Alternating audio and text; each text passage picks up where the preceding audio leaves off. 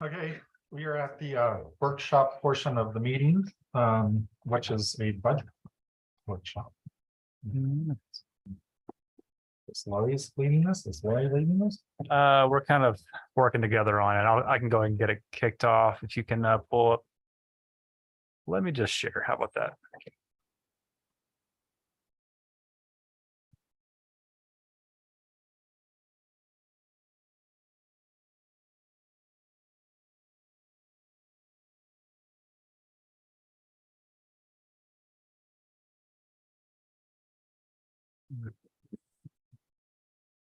Thanks to all of the public for showing up to our workshop. We really appreciate it. They need disguises, so it's believable. Can you get your the glasses? All right. All right. Good evening, Board of Trustees. Myself and Lori have put together this presentation. What we're looking at doing today is going through the budget priorities. And there's a few, just kind of an introduction, there's a few moving pieces here regarding a rate study that's coming out that's going to have some influence over capital projects related to water and sewer. Over the last several years, we have been allocating some funds from the general fund to support a lot of these capital projects. Thus, the importance of the rate study that will be presented to the board on October 18th. That intention is to present the rate study, conduct a rate study workshop with Raftelis, hosting that workshop, and then based on the input received from that workshop, be bringing forward the new rates for adoption on November 1st. So the goal of tonight is to just kind of talk to what are the priorities. Some of these do have actually, a lot of these have grant applications attached to them that we don't yet know the determination of them. So, and then obviously how the final sales tax numbers will play out for the rest of the year.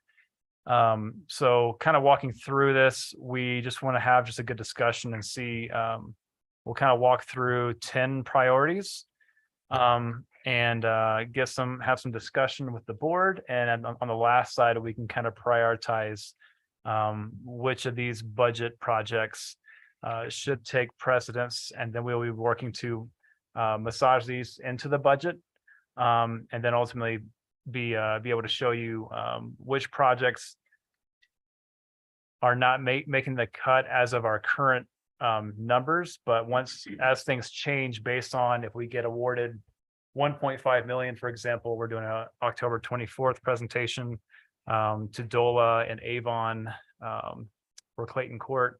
If we get awarded those grant funds, then we'd be looking at a smaller matching requirement, less than 640. And just some different things that can play out regarding grants. So if we have the priorities in place and funds become available because of a grant or because of water or sewer rates being able to cover certain capital improvements that were to be allocated from the general fund, then we have some wiggle room and be able to take on projects as we can. So kicking this off, and these are in no particular order. So take that in mind. And then we'll have a summary of all these on the last slide to talk through. So for Clayton Court, we are looking at $640,000. That is the cost of the water line and the asphalt to do that work. The minimum requirements for Clayton Court to actually, for all those properties to have proper access to roads and to water. They do already have existing access to the sewer. The grant that we applied for, again, we'll be doing a presentation on that on October 24th. And the grant funds include 10-foot wide heated sidewalks, street lighting, 2 electric vehicle charging stations. Anything else that I'm missing, Sarah? Sorry. Clayton Court. Yeah. The streetscaping, the lights. Streetscaping. Chargers. Right. Green hand, or sorry, we did for gutters. Yep. So be looking at quite a bit more to leverage that funding. The next item, and that's coming out of 640,000 again, just for the water line extension and the asphalt. And if we get approved for the full amount of grant funds that we applied for, that match will actually go down to about $466,000. If we get awarded less, then we'd be likely looking at less matching funds required for Clayton Court. The parking study, we are still looking to publish that RFP and get proposals, but based on some research that we've done, this could come in lower, this could come in higher. Looking at $125,000 for a parking study, which evaluates, Sarah discussed the scope of work at the last meeting. It includes looking at our current parking standards, policies, our code related to parking, looking at circulation for future parking needs based on new development in our downtown, and looking at some ways that we can improve circulation and access to different parts, primarily on the east side of Highway 40. Is that just for our share, or is that with Winter Park? Is it the total cost, or are we not doing it with Winter Park now? No, we are. This is just for our share. It seems like a lot. We've got some research that 75,000 could be the number for the parking study. It could be up to 125. How do you get that job? Become a parking expert, I guess. Oh, Yeah. Hmm. Number one industry in Colorado, I believe, right now is consulting. It was good. Mhm. Next on the list, we have the Downtown Development Authority. This is, of course, pending board formation approval. We'll be kicking off a series with the Downtown Development Authority outside of the workshop during the board meetings for the next 3 board meetings. We think this will help with getting more people engaged and actually participating in this discussion and the educational part. Be looking at presenting some how the process works, and then how the legal process works, looking at the fiscal analysis. But ultimately, the ballot initiative and the consultant work for the work that we're anticipating for the rest of this year and for next year is around $25,000 to support that initiative. So that includes that financial analysis, really breaking down the properties within the approved boundaries, looking at what is a realistic range for the increment, and how we can actually write our policies that complement this Downtown Development Authority. So if this is a direction that's approved, we have the proper guardrails in place, so it's not kind of going off the hinges as far as what it funds and what it doesn't fund. Next up, we have the Public Works Facility Design Engineering. Some good news is that we actually found out yesterday that we did get approved for the $200,000 grant for the Public Works Facility Design Engineering. Yay. So that is a 1-to-1 match. So we need the $200,000 in our budget, along with the $200,000 we've been awarded, to look at the estimated cost of $400,000 for this design engineering for the Public Works facility. So good news there. Thank you, Sarah, very much. And Yeah. she did a big part of that. And Karen, take credit for that one, but thank you. Rob commented on that.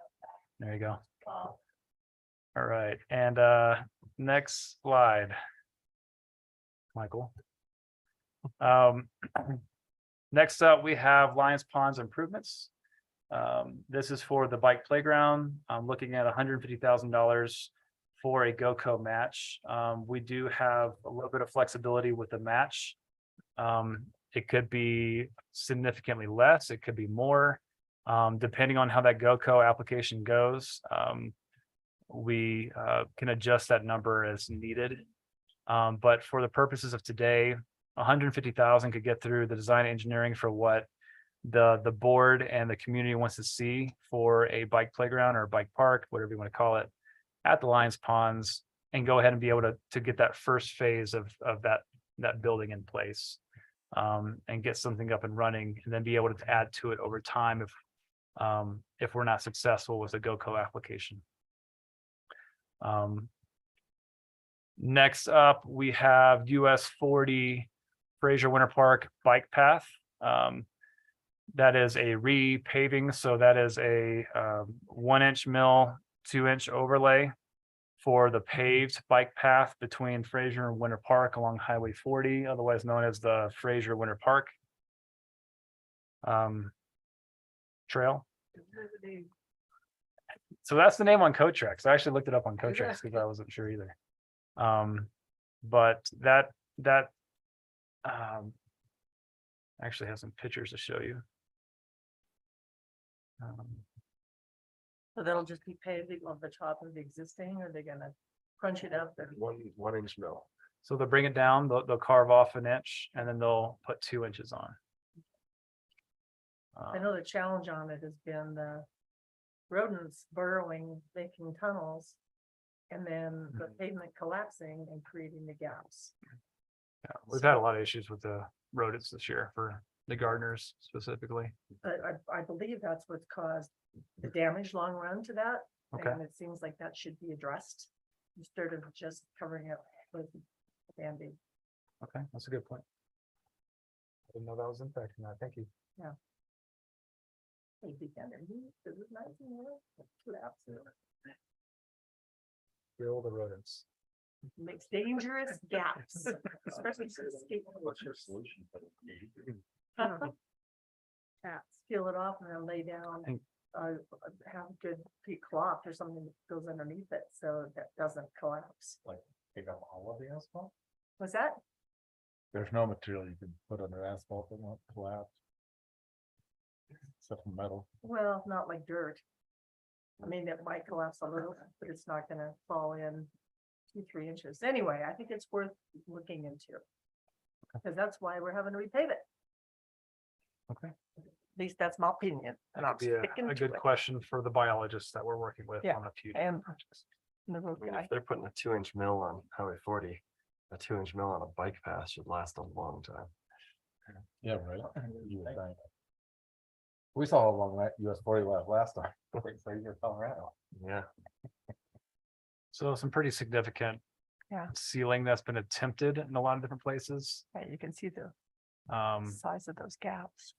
Sarah Contender actually ran this morning or earlier today. The pictures are helpful. Yeah. Yeah. So, you know, one thought is for some of these different initiatives is, you know, we could look at if we want to try to make it a priority, or we could look at setting aside some funds over the next few years so that we can have money to actually do this in the near future. Yeah.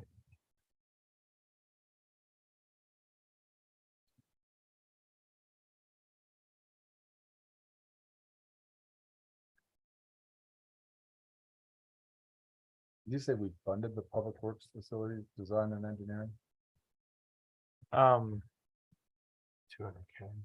We need 200,000 for it, so we applied for a 1-to-1 matching grant. So if we have $200,000 pledged, we already have 200,000 from DOLA for it. So that's the estimated cost that we have from our engineering thing. That's the estimated cost for design and engineering documents. So then we can put it out to bid. And $400,000. Design of a shed, a giant shed. I don't think it's gonna be. it's much more complicated than that. It's not a shed. But utilities, electrical, gas. I understand all the stuff that goes in the building. I'm just saying it's a giant shed. That's heated. There's electricity. Yeah. in it. It's gonna be offices. and other stuff. Lots of other stuff. Looking at that for a 100-year facility to meet the needs of Fraser in the next 100 years. And we just copy the parks. that they just did. We actually are Built a house. Can we just take their, Looking give at them considering $20 and take their plans? Oh, I mean, that seems like one of the logical. Yeah, there are some parts of that we do like, and Paul's got some good strategy. I think that'll help with this, but if we come in it less, seems we insane. come in less. Otherwise we'll likely use the full 400. Last thing on this slide, town hall improvements for snow shedding and ADA ramp compliance. I was joking with the staff earlier today during our staff meeting that a lot of the reasons that we had new positions open up is because of the snow avalanches on the roof that took out employees. Obviously, that's a joke, but that has been a concern on the front of town hall with the snow sliding off the roof, and even with the awning on the front, it still comes past it. And it's been kind of it's been pretty scary sometimes. So what this will do is actually put a gable on the center rooftop so the snow can shed to the sides. And also be replacing the ADA ramp so that we're in compliance for ADA standards for that ramp. And also improving the drainage at the bottom of that ramp. So that's something that we've been nicked on our inspections from our insurance provider, Sursa, is that ADA ramp. And there's some more heavier mandates coming down from the state to ensure that public facilities are in compliance with ADA. Was it So too steep? it's too steep. It needs to be longer, and there's a couple other issues with it. But it requires it ripped out and replaced. So it'll be replacing the railing and that ADA ramp and the stairs that are kind of broken on either side as well. Gotcha. So looking at that, we actually have construction and engineering documents already completed for that. That was budgeted in the previous year, so we had DOA complete all that work. In addition to the church renovation, we have all the design engineering documents for the church renovation, for the kitchen and bathrooms. It also includes some of the common areas as well, repositioning of the walls, and making it just a more usable space. The bathrooms are pretty, I don't know how often any of the trustees have been to the church, but we have a lot of community use for that building. And a lot of programming through the rec and other nonprofits that use that pretty heavily. And it definitely, it's overdue for some tender I love like here. it like that. What's that? I like the old church like that, but whatever. Oh.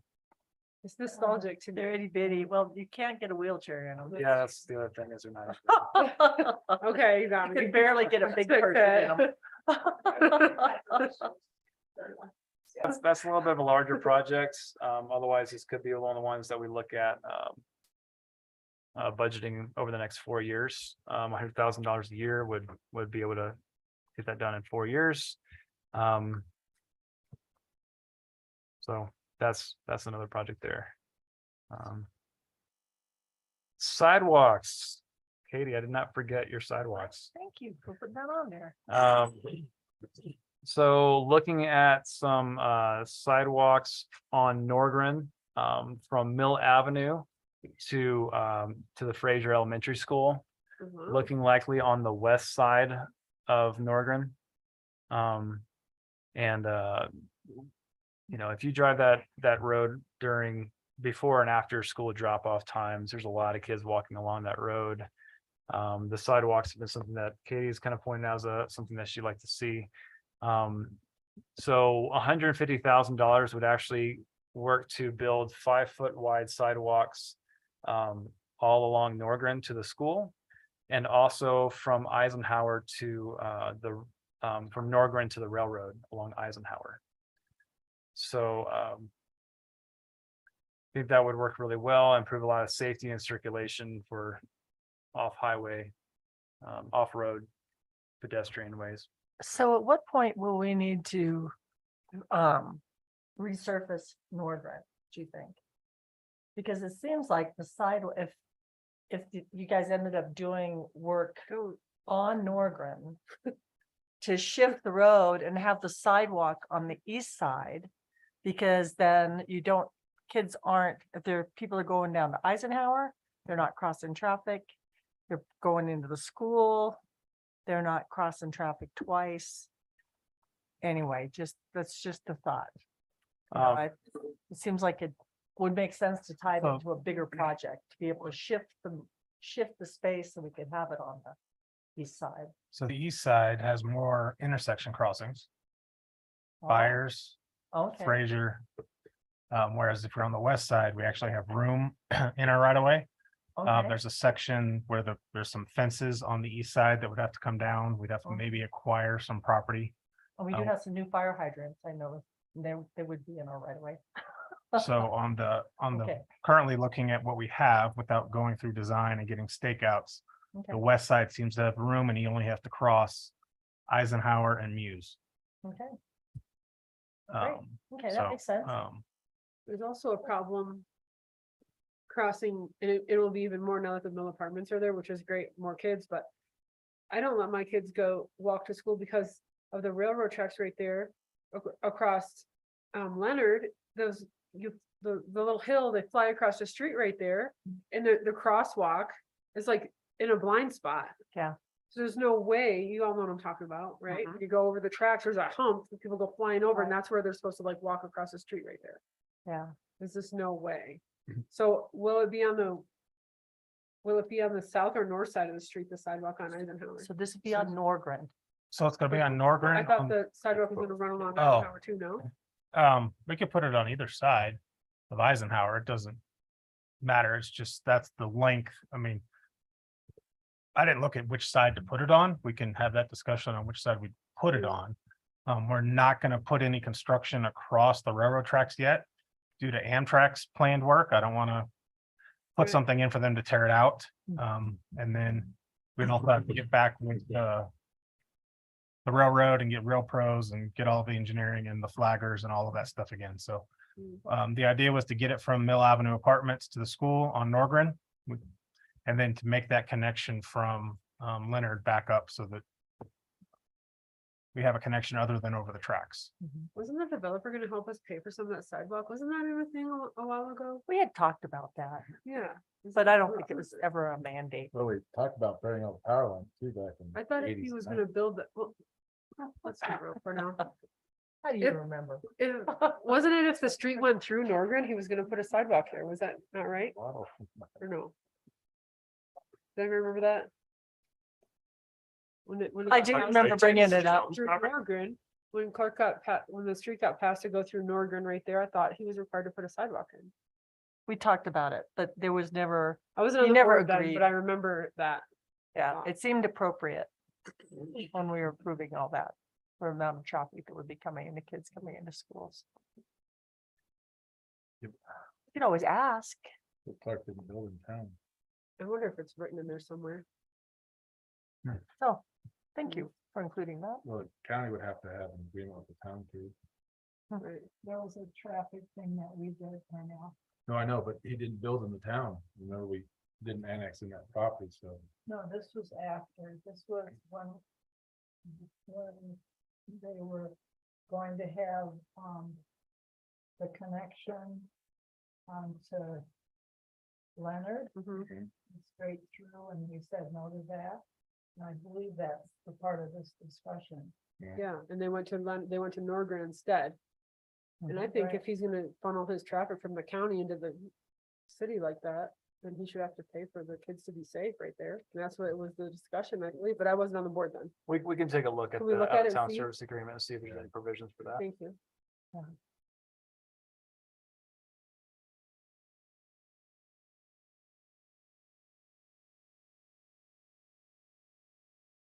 And then the last thing that we have, Garrett would actually be presenting a comprehensive plan scope to the board at the next meeting on October 18th for approval. And that is a carry forward cost from 2022. So if that's still a priority for the board, which I very much recommend, we will keep moving forward with that. What is that? How many 50K for? That is for more consultants to come in, but they actually look at the long range planning. You typically update your comp plan every 5 to 7 years. We haven't done it in 13. And it will help address how we can approach annexations, looking at some of the generalities for multi-model transportation, can look at some highway 40 improvements for seeing if there's anything that can help with like stoplights or roundabouts or There's going to be a lot of detail. yeah. He did a presentation for the planning commission on what's proposed, and it's a lot Yeah, of information. looking at all of our trails, our land use code, our zoning, looking at us as a growing town and a growing population, but with the focus really on the next 5 to 7 years. So, Do we have the old one? 2010. So it's a little trying to do that, so where we're at. I mean, it's something we should do. We should look and see what they said we were supposed to do 10 years ago until today. Yeah, so How some much things we that followed came and didn't from follow. the 2010 idea. comp plan was, there was a lot of code updates from that. To include like Victoria Village zoning overlay, some of the changes to the downtown, the Riverwalk mixed use overlay. Here, is there anything else that you know is from 2010 that was updated? Pulling it up right now. Can you speak to that more? Well, I thought is we should go through it and see what we followed, because what's the point of having a comprehensive plan? We do these 3-mile plans every, So we can, 5, 10 we can years. touch on that when we Yeah. present the scope at the next meeting. But he got some good input from the planning commission and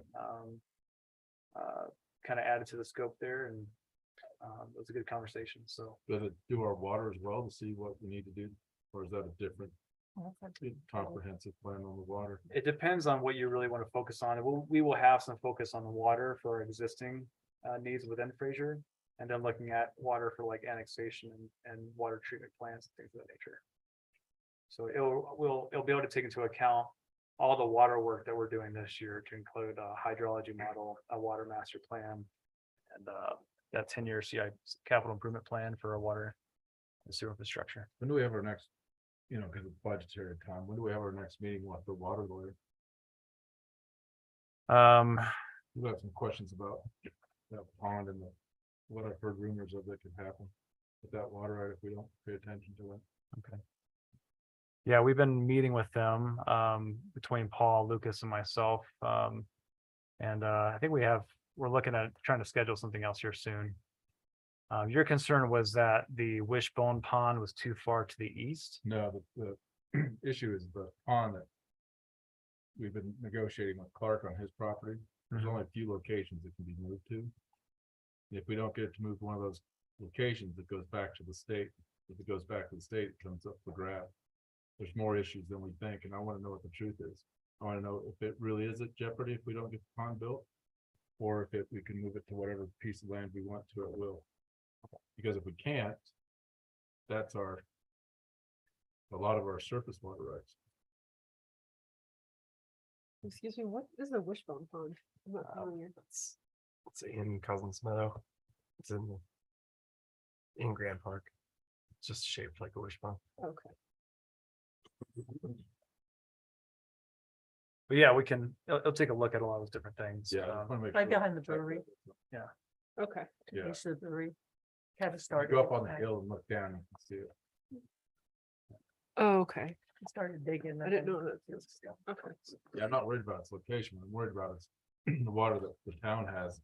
It's supposed to be going in somewhere, and if it doesn't go into something, what happens? Okay. Let me just jump in. That's if it's the one below, right where he's got that sort of open spot he started digging. That is a augmentation water right off of Elk Creek at diversion ditch number 2. And that augmentation is only for wells 1 and 2. Yes. So it's not like an actual surface water right, it's augmentation to supplement 1 and 2. Yeah, but there's supposed to be another water right that I thought was coming off the creek. Well, that's St. Louis Creek, that's the Gaskell ditch head gate, and that's a different one that doesn't have. That's farther up through Eisenhower Isn't that the historic one that area. needs a pond though? It didn't have one in the past, but we have there's been discussions with the landowner about a potential augmentation pond being given. No, so that's the water right that I've heard from other people that are developing that. If that pond has to be moved, they're gonna go after that water right. So the pond in Cousins Meadow was not for the Gaskell Headgate surface Yeah. water. It's for an augmentation from Well, so if I Elk get- Creek ditch number 2 that runs through the Summerall property. Yeah, So we can also add augmentation at 6W. It's already been, so that's another possibility as well. Yeah. We can get clarification from Chris Thorne. yeah, I just wanna make sure that's protected. pretty big water rights, older one, isn't it? Yeah, I'm working on trying to firm all our water rights. So are there any additional priorities that are not on this that the board would like to discuss? I had mentioned mine, burying the power lines. So we are actually looking into that for as being part of the budget for the bike Yeah. park. Because you have a power line that runs right through there and it's all dirt. So we're actually looking at getting some estimating from Mountain Parks Electric from that. So because it's right through the bike playground and it does, Yeah. I think, distort some of the views. We talked about that when we walked out there. So we'll work with them on that because you have that power line and you also have the power line that goes along the service road there by the ponds as well.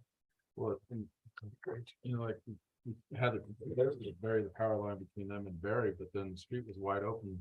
We didn't bother to put in the conduit, to bury the power line across the highway. Yeah, really.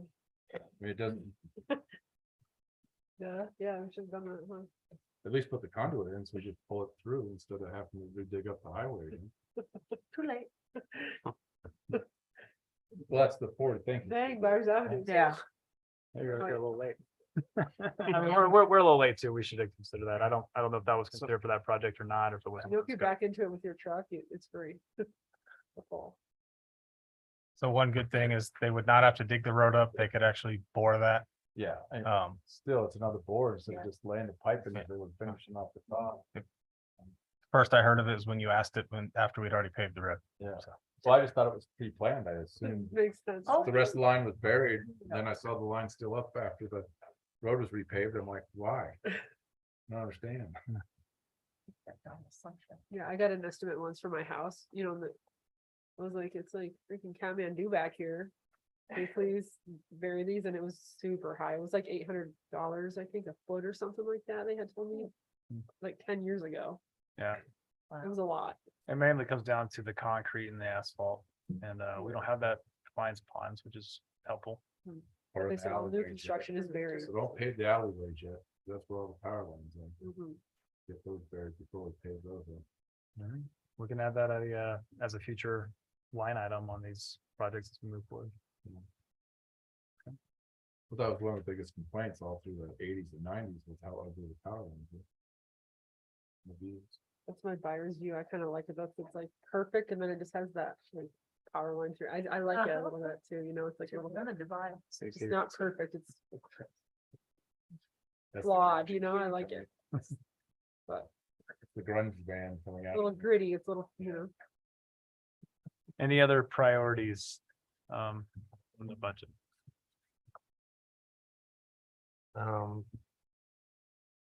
Were we gonna replace another water main under another street in Old Town? Yeah, so and I should have said that at the beginning of this, so I apologize, but this is really focused on the general fund. The water and wastewater and the GFOC, they have their own funding. Their own funding mechanisms. So the rates that will be discussed, the next meeting will discuss how we can support water and sewer infrastructure.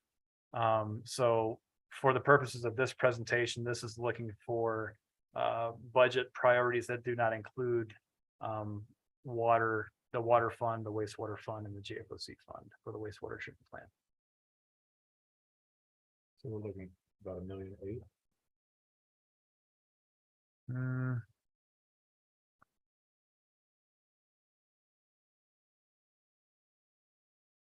Do we have the total, Lori, for these? But I mean, the main thing is, I mean, we can. The main thing is it's kind of a moving target as far as how much funding we have available. So All right. if we're able to work through the priorities, it really helps us, especially if we get to like a June and July next year. And we're seeing that the sales tax is looking favorable for the town. We could look at, bringing forward to the board some opportunities to move forward with some of the projects that were not funded. Yeah.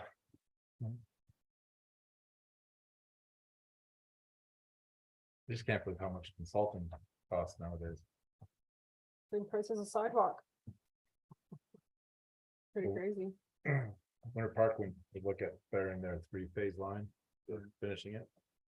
Their bid was 15 million. And the conduit to run the line is already underneath the ground. Wow. So the three-phase in Fraser probably gonna stay up for a bit. It's three phase. The big tall ones that you see, that the big three lines that come down and they're all separate power lines going through. They're in the stacked columns. They're in the back of the town, most of it. Along the railroad, and then they jump back out and go past Safeway and Murdoch's and Depot and all that stuff. Well, not hearing any additional priorities. Would we like to have a conversation as far as, you know, maybe the top 3 that you see as a priority for the town? Well, I think the Clayton Court is one that we agreed, the town agreed to do, and I don't care when they agreed to it and how many mayors back it was. Either the town shakes its hand or it doesn't, and I'll stay to that point, but that 640 is something that I think was expected to be done, and the only person that failed, or the only group that failed, was the town. So I don't see how we get away from funding that. We tore down the house, unless you guys want to rebuild a house.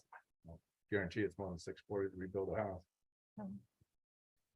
And Definitely. it does also pave the way Right. for the Main Street initiative that we're looking at for Clayton Court. Gives us Yeah, I more think that- incentive to get more stuff built back. Well, it proves that we're backing that project. Yeah, kind of a commitment to that initiative, which we're working on a few different fronts, obviously. Here, maybe we can do it. People are developing so that there's money being spent to dig holes in the ground as we fix it, and then not have to refix it.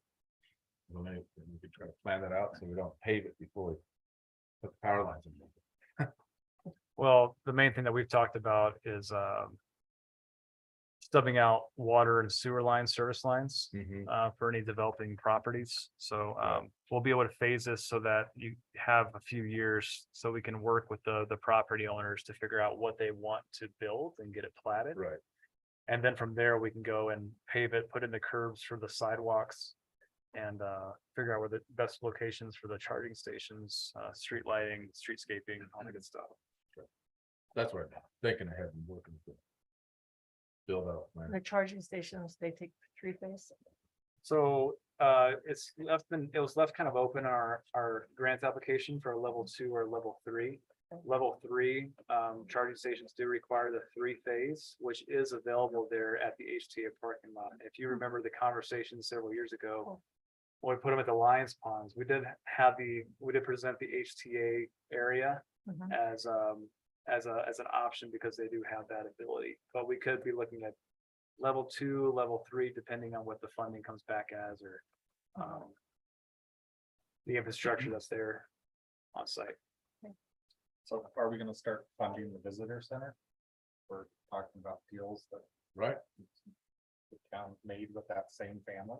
Yeah. Are we gonna open up a visitor center? Well, I at the thought- HTA? I thought that was part of our agreement. with Then it HTA, should they be would a hold on visitor to- center. I don't think the HCA should be there. but- Yeah, but that's what I mean. I thought there was an agreement with HTA. They could use the building, but they had to act as a visitor It's not, center. as it's well. not the agreement. What was the agreement? A visitor center is not another company, HTA, going into the town. Visitor I center. think is we the need to town's, right? support HTA. They do incredible work. They do, but that's not the Incredible. deal. No, that's That not was the the point. deal. The point, Yeah, the point is I building. love HTA. And- The point is that Parnell says we have to, Yeah. Fraser made this deal with the same family. So we have to build this sidewalk and road, and Yeah. the same family gave us the HTA. And if they, part of it was that it would always be a visitor. We should So, hold so true to are that. we being selective on the past No. deals? Are we, I'm for it. are we You know- gonna do all of them? Should be a visitor center. I thought my They- understanding was people can HTA was supposed to help keep it But open. people They don't, do. because it doesn't People say stop visitor in. center, it doesn't say parking, and it doesn't say bathrooms on it. Right. Yeah, It says people ask HTA, and them people are like, what the questions. F is that? Doesn't say visitor They have center. brochures. I'm just saying, if you're gonna No, throw in, I And mean, I'm if you're totally gonna. fine. I'd totally like to fine. see how many hours people are actually in that building at HCA, to be I'm honest. just saying. But you do, some days I'm Anyway. there, we should work from home. I'm not Okay. being slow. Your deals. I'm fine with the HDA building going back to 50%.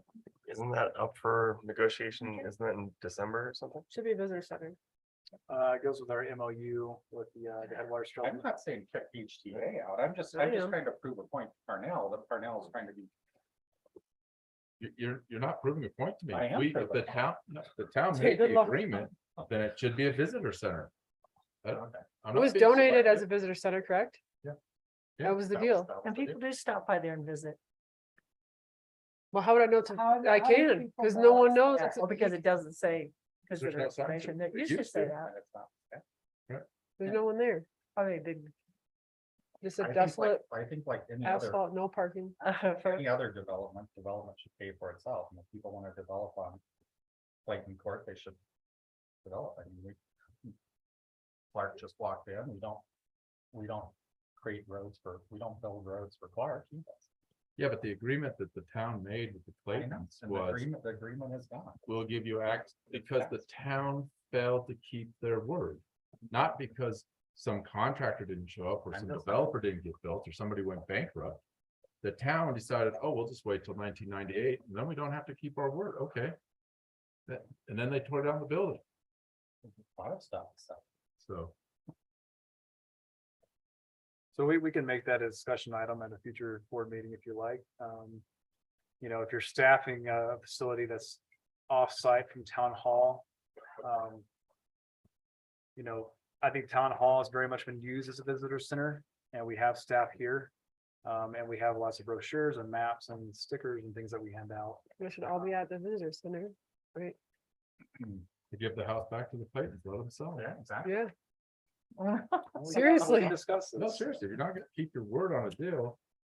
I agree. Should get their shit back. That's seriously. how it works. We will bring it to the board. This is it's hard to find as a visitor center, you know? Go across the tracks, take 5 detours to get over here. That's for the old school.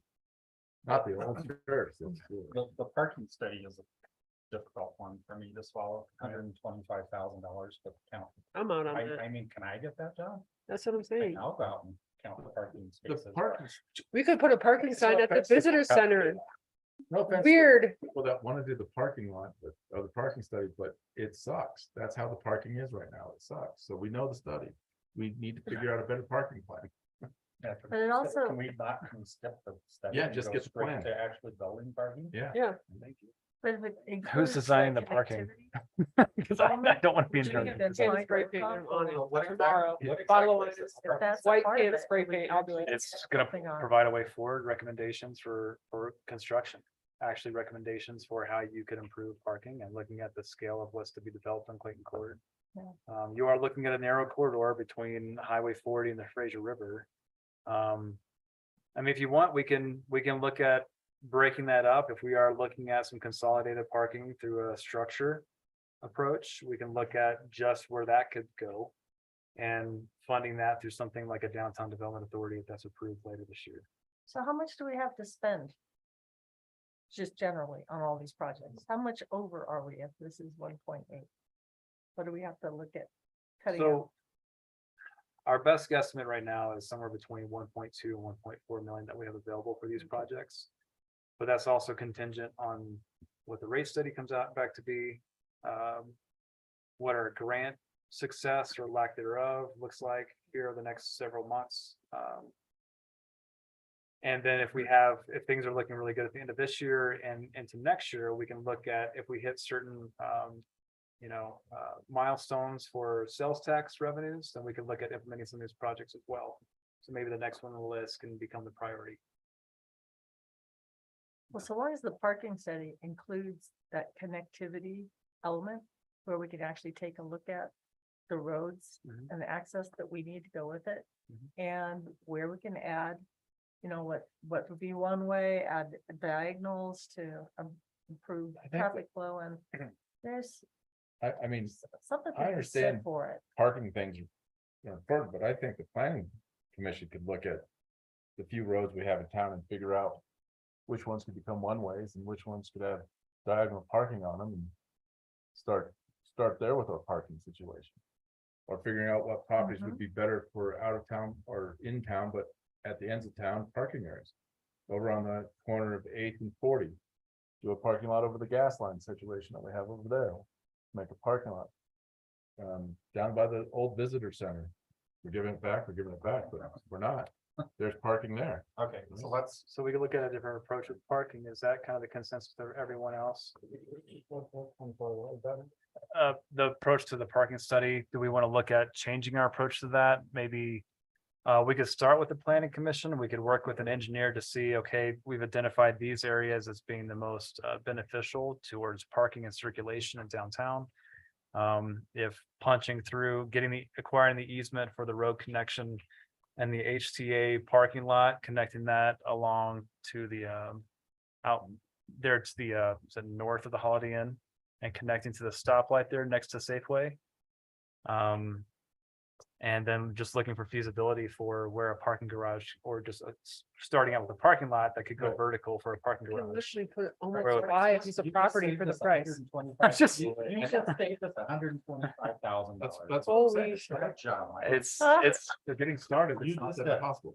That's The other one I I- can't believe is the bathrooms. We're gonna Yeah. have $1 million in free bathrooms. How is that possible? How you, exactly, how is How- that possible? Yeah, I mean, I kind of was having a hard time with the pond ones, but I understood we're bringing everything out to it, which makes it a pain in the ass. But still, 250 for that, and then this to upgrade a kitchen and the bathroom is 400,000. That, So a lot of this is structural rework on the church. I can show you the plans that we have, that DAO made for that. There's a lot of reworking if you're looking to move walls. It's a very old building. And Well, it's, Let's sell it Yeah, back. it's, you have a roof above the kitchen, for example, that's sinking plywood. yeah, Raising the roof, replacing a lot of the electrical for the new lighting that needs to be in there versus the old fluorescent lighting that's in there. Updating all the appliances, increasing the size of the kitchen, increasing the size of the bathrooms. would it be cheaper to build an outbuilding that has the bathrooms and kitchens in it? It is a mountain, though. 400,000 for 2 bathrooms and a kitchen. I mean, Is there it's, any historical if I grants we was can the get with that? constituent- I could understand those If I was costs. a constituent and listening to this. Yeah. I'd be cussed. Yeah, I can understand Well, those costs, though. It's an Just 'cause you old pay still building. pay Taxes, you can be pissed. I It's know. an old building and it needs a lot of work. If Well- nothing else, I think we should focus on the restrooms so that they have disabled access. I mean, And I know, we you're could look at crucified phasing it in, maybe focusing on certain Yeah. things like that, but on mean, it's what not like makes they're the sense. very- structural implications require a little bit broader approach. where Yeah. you can't, Scenarios. some things you can Great, kind of but it's divide like and we conquer, have to but some look at- things you can't. Yeah. I mean, So- which is great. So we don't receive no idea about Mhm. that. Several from a lot of the programming that we do there. I Antoinette, would- you want to speak?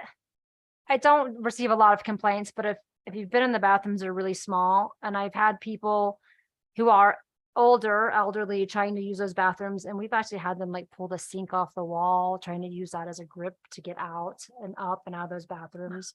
They're That's really bad. small. I mean, the kitchen is, the appliances are extremely old. It's not functional.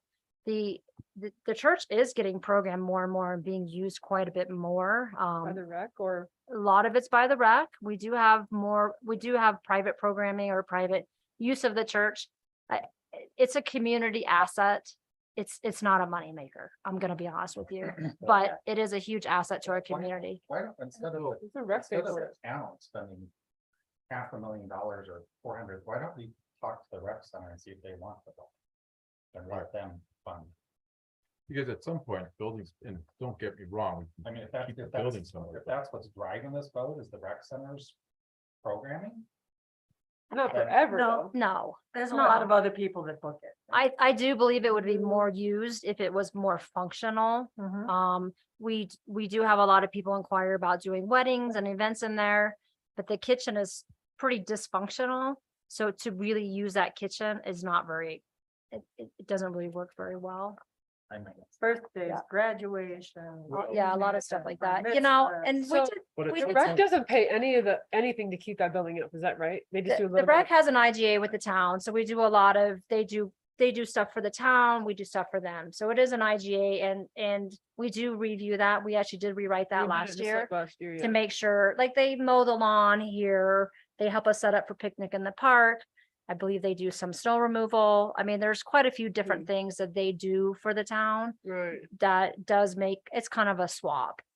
Would asking them to pay half be? too much? We did speak to them at one point and they did talk about their community foundation may be able to help raise funds to help us do some of the renovations at the church. So let's do that. Okay, So that's we them for will- half. we But will, At some point, I mean, they're using it way more than we are. you're gonna have to rebuild the whole inside of that church at some point. Right? I mean, because you say roofs are falling down and stairways aren't safe and the upper part isn't safe. I mean, at some point, you're gonna have to go into a major renovation. Mhm. Just like they did to the old stagecoach where they had to go and rebuild the whole thing. I So- mean, at some point, a building How much does does go Berkeley past Society its take life, care of that? useful life. Right? I mean, that church is nice as it is to have, it's may have gone past its useful life. Yeah. so there are some other opportunities too that is kind of moving in the county for that regarding the Grand County actually standing up a historical. Paul, what was the term? Do you remember? A registry, like a historical registry foundation that can actually look to appropriate funds from the state for historical buildings and classify them as actual on the historic registry with the state. And that opens up a lot of different funding opportunities. So we didn't see this as, staff didn't see this as a board priority, but it is something that we do have construction documents ready for. And I would just propose that we'll look at some cost sharing opportunities with the rec center through the historical foundation if it's hopefully ever set up. And maybe we can do a workshop sometime next year and actually go to the church and look at the plans. That sound fair? I like the sidewalks for Northern. I'm down with the sidewalk. Yeah, sidewalk should be. Actually, something. Can we put a no bikes on sidewalks so people understand that? bikes are on sidewalks? Are you gonna enforce that? Yeah, you gotta enforce that when the 8-year-olds are riding their bike. I don't mind if the 8-year-olds are You riding. might get bike. beat up by the It's 8-year-olds. the guys that are riding their electric bikes down the sidewalks. It's 35 miles an hour. What is the bike playground? What was that? Was that just? That's- is that actually doing something? So if we get a GoCo grant for it, that can be matching funds for the GoCo grant. Otherwise, 150 could be figure out what the community wants, getting the design, and then doing like the first phase of that bike playground. And being able to phase that in based on the total cost of the project. And It's not also just- including burying the power lines, at least over that section. Because as we found out, doing the bike park is not just putting dirt mounds and jumping around on it anymore. You have to have all this special stuff underneath the dirt that keeps it in place. Keeps the bank safe and all that kind of stuff. So we have 7 minutes left for the workshop. It's the mold out there. I'm hearing Clayton Court as a priority from Parnell, and some others have spoken to that. Are we in agreement maybe for the top 5, looking at Clayton Court? And we just go with the top 5. And then go Yeah, from there. it's a tough one. Top 5? Downtown Development Authority pending board approval. Is that something that we want to work into that as well? Yes. Yeah, for sure. Do we have a consensus with everyone? Yeah, that's the Because come that's up where with the a money's gonna plan of come how from. we're gonna develop that out. It's but- supporting it until it has its own feet and can. Public Works Facilities Design and Engineering, can we have the grant for that? I think that makes sense to go forward with. Yeah. Yeah. We get the grant. Still think that's crazy. It's insane. We'll see when the proposals roll in. Yeah, just crazy. You can interrogate the responders to that I will, I'm RFP. gonna and- ask them how much. they're make 'em worth per sweat. minute and see if they come up with the right answer. Okay. Bike playground, Yeah, You only Got a get yes. 5. that's it. And then sidewalks, that's my opinion. yeah, it's gonna include some community engagement, some design, burying those power lines that go across the pump track area and then looking at a phase 1 at least. If we get a GoCo grant for that, we can use that 150 for matching funds and look at a larger project right away. If we're successful with that. Yay? Yeah, I'm indifferent to that. I think the town hall needs to be a priority. Yeah, I was gonna say, isn't that a legal issue we have? Yeah, it seems like the town hall improvements absolutely should be a priority. So let's I put- mean, I let's put- see. Let's put that one in and take out the Clayton. Mhm. Yeah, but I mean, like, the DDA and the sidewalks are both reasonably cheap, but I'd like to make them, keep them a priority. And the Clayton So Court, maybe we're at 6. yeah, because Clayton Court may not happen all at once. We may be able to phase that over a year or 2 or 5 as we finish that up. So the Clayton Court may take a year or 2 as we finish that up with the other people that own property and come up with a plan of what they're gonna develop and then put it all in. So it sounds like paved trail. We'll kind of look at that, reevaluate that a little bit. We can wait off, yeah, I think we can. Yeah, Wait on that. Yeah, it's not, Definitely reevaluate some sort of an underlayer, or it'll just have to make it. it's not like the cracks in the bike path are wiping people out. It just makes. Right. bikes safe. Borders are eating it. They hadn't Hey, filled it in. It's a people on- bike path. It's not a skateboard path. But people on skateboards. You got a though, highway it'd for be that. Nice and nasty. safe with all the cars. You got a highway for My kids ride skateboards. their longboards on that and they fall all the time. Years. That's sick. I agree. Well, they used to fall, not into. There was no, when I skateboarded in this town, there was only a few paved roads, so you just had to take what you got. There was Yeah. no There was trail. no paved roads. Uh-oh. I didn't even know there was wheels back then, Parnell. Remember, it was Wow. paved, the highway was paved, So how does this look here? the roads in Brittany were paved. If we really focus on these, are any of these need to go to medium as far as priority goes? If you were to pick one, which one would go to a medium priority? Clayton Court. We have one for Clayton Court. I believe that one.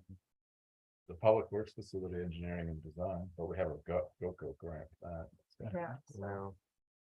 Yeah, that's one I could wait, but if The we're gonna lose that comprehensive plan grant, update, we can wait on that. We've waited 10 years. What's another 10? Yeah, yeah, That could be a medium. that would I'd be like to my review and medium. see what we've actually done though too, before we Right. start again. We got 4 minutes, Say bike playground. What's the point? Bike playground medium, Yeah. actually 3 minutes. bike playground medium. Medium. I don't That's a know. I mean, playground. Well, like I not that said, expensive, and things are- again, it's a tangible thing that we can Services. show Clayton we're Court, making improvements. we could do Yeah, that over a that's true. 3-year period. Break that down to 200,000 a year instead of 640 in 1 year. Because they're not gonna need it all in one time. Right, and again, with our grant strategy with this is matching funds for the grant that we need to show that we demonstrate that we have the funds for it. Who's gonna pay for the heated site? DOLA's. They're gonna. pay for That's what the part of the grant The is. power, or here's where you turn it. It's all in infrastructure for Clayton Court, so, No, who's the ongoing, who's paying for the electricity? oh, Solar power. Good question. power company. I assume we wouldn't have it all figured out at this point, but, I mean, it can't be cheap. Running. Well, you saw you heard I- the gas lines we It'd were be cheap putting in paying on top someone of our for road it today. forever, so. And then, if it snows here. Unless you have the. So passive if you think solar the with bike water, playground should hot go water that to runs through, a but that's only medium, during the day. medium priority, raise your hand for bike playground to medium. One. Well, then raise your hands if you think it should be a high priority. Okay. I think that's. So we'll shoot for working these into the budget. The comp plan sounds like that's the one item that could go to the back burner. And we'll kind of reevaluate these other items here. Does that make sense? Yeah. So when we present the budget moving forward, we'll have these things. We'll work our best to get these in the budget. If anything doesn't make the cut, we'll point that out here next couple weeks. Okay, 5-minute break. We go terrible. Why'd you stop? So I didn't- Was it I just still a think program? it out, but Our old logo kicks this one, all these asses by like. Oh, 20 fixable? I'm constantly keeping. Mhm. You're in Fraser. Outside.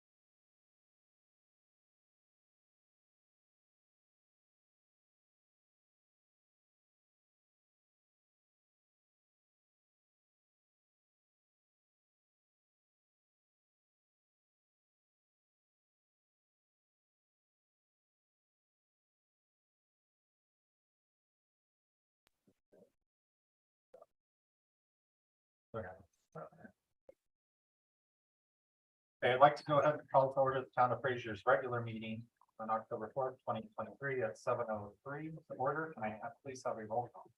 Katie Fisher, Louis Gregory. Eileen Waldo, Ryan Circumventic. Arnell Quinn. Katie Souls. Philip Vanderneeder.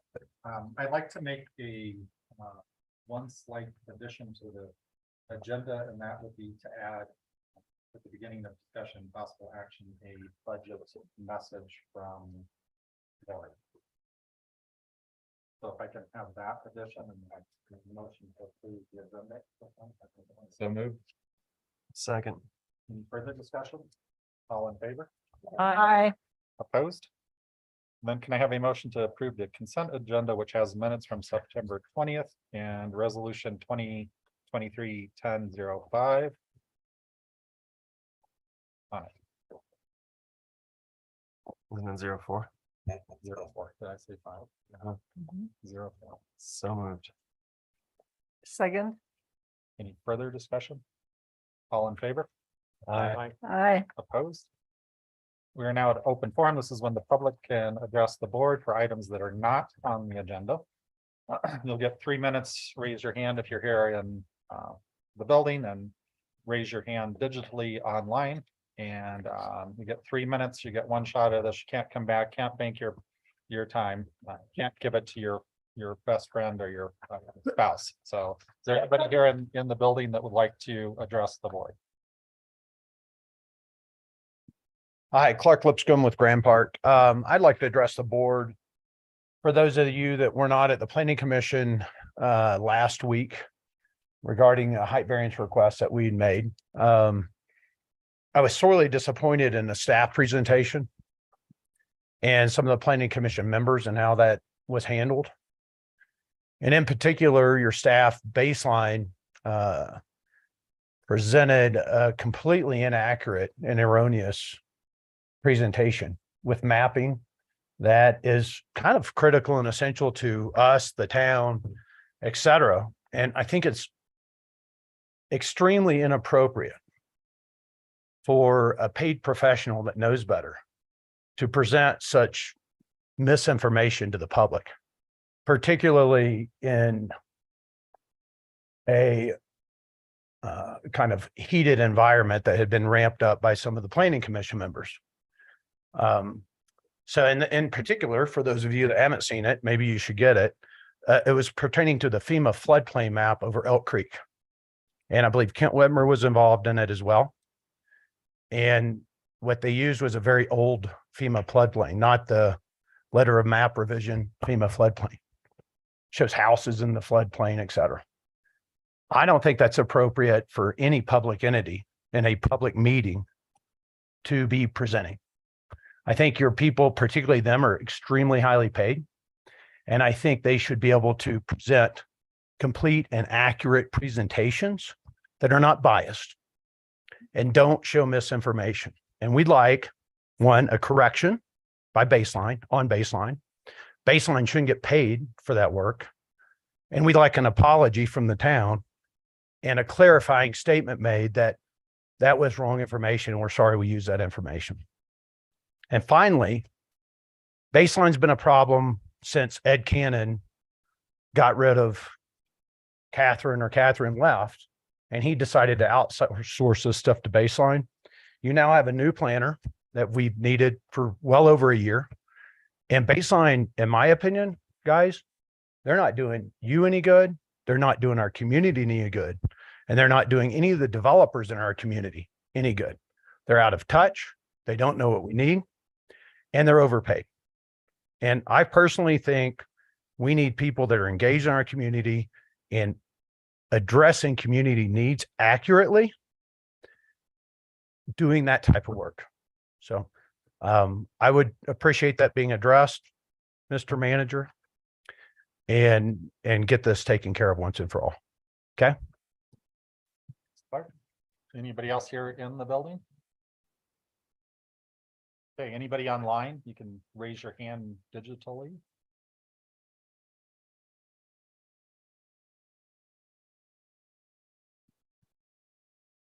And once. Twice. Okay. Let's move on. We're now at discussion and possible action, and Lori is going to make some sort of a statement. Right now.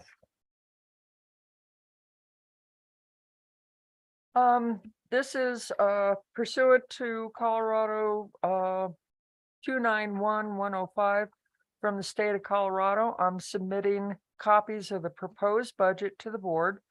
This is notice of the proposed budget. For future budget processes, the budget will be included in the meeting minutes for discussion at board meetings and will be available online at cleargov.com website. Board members will be sent email invitations soon. So that you can review and see the budget process, and emails to you guys to get you set up so that we can have committee time. So that's all I need to do. Who wants a copy? Right. Sure. Thank you. This is just the draft. Yep. It's not subject to many changes coming up. No change. No change. Okay. Good luck. Anyway, here we go.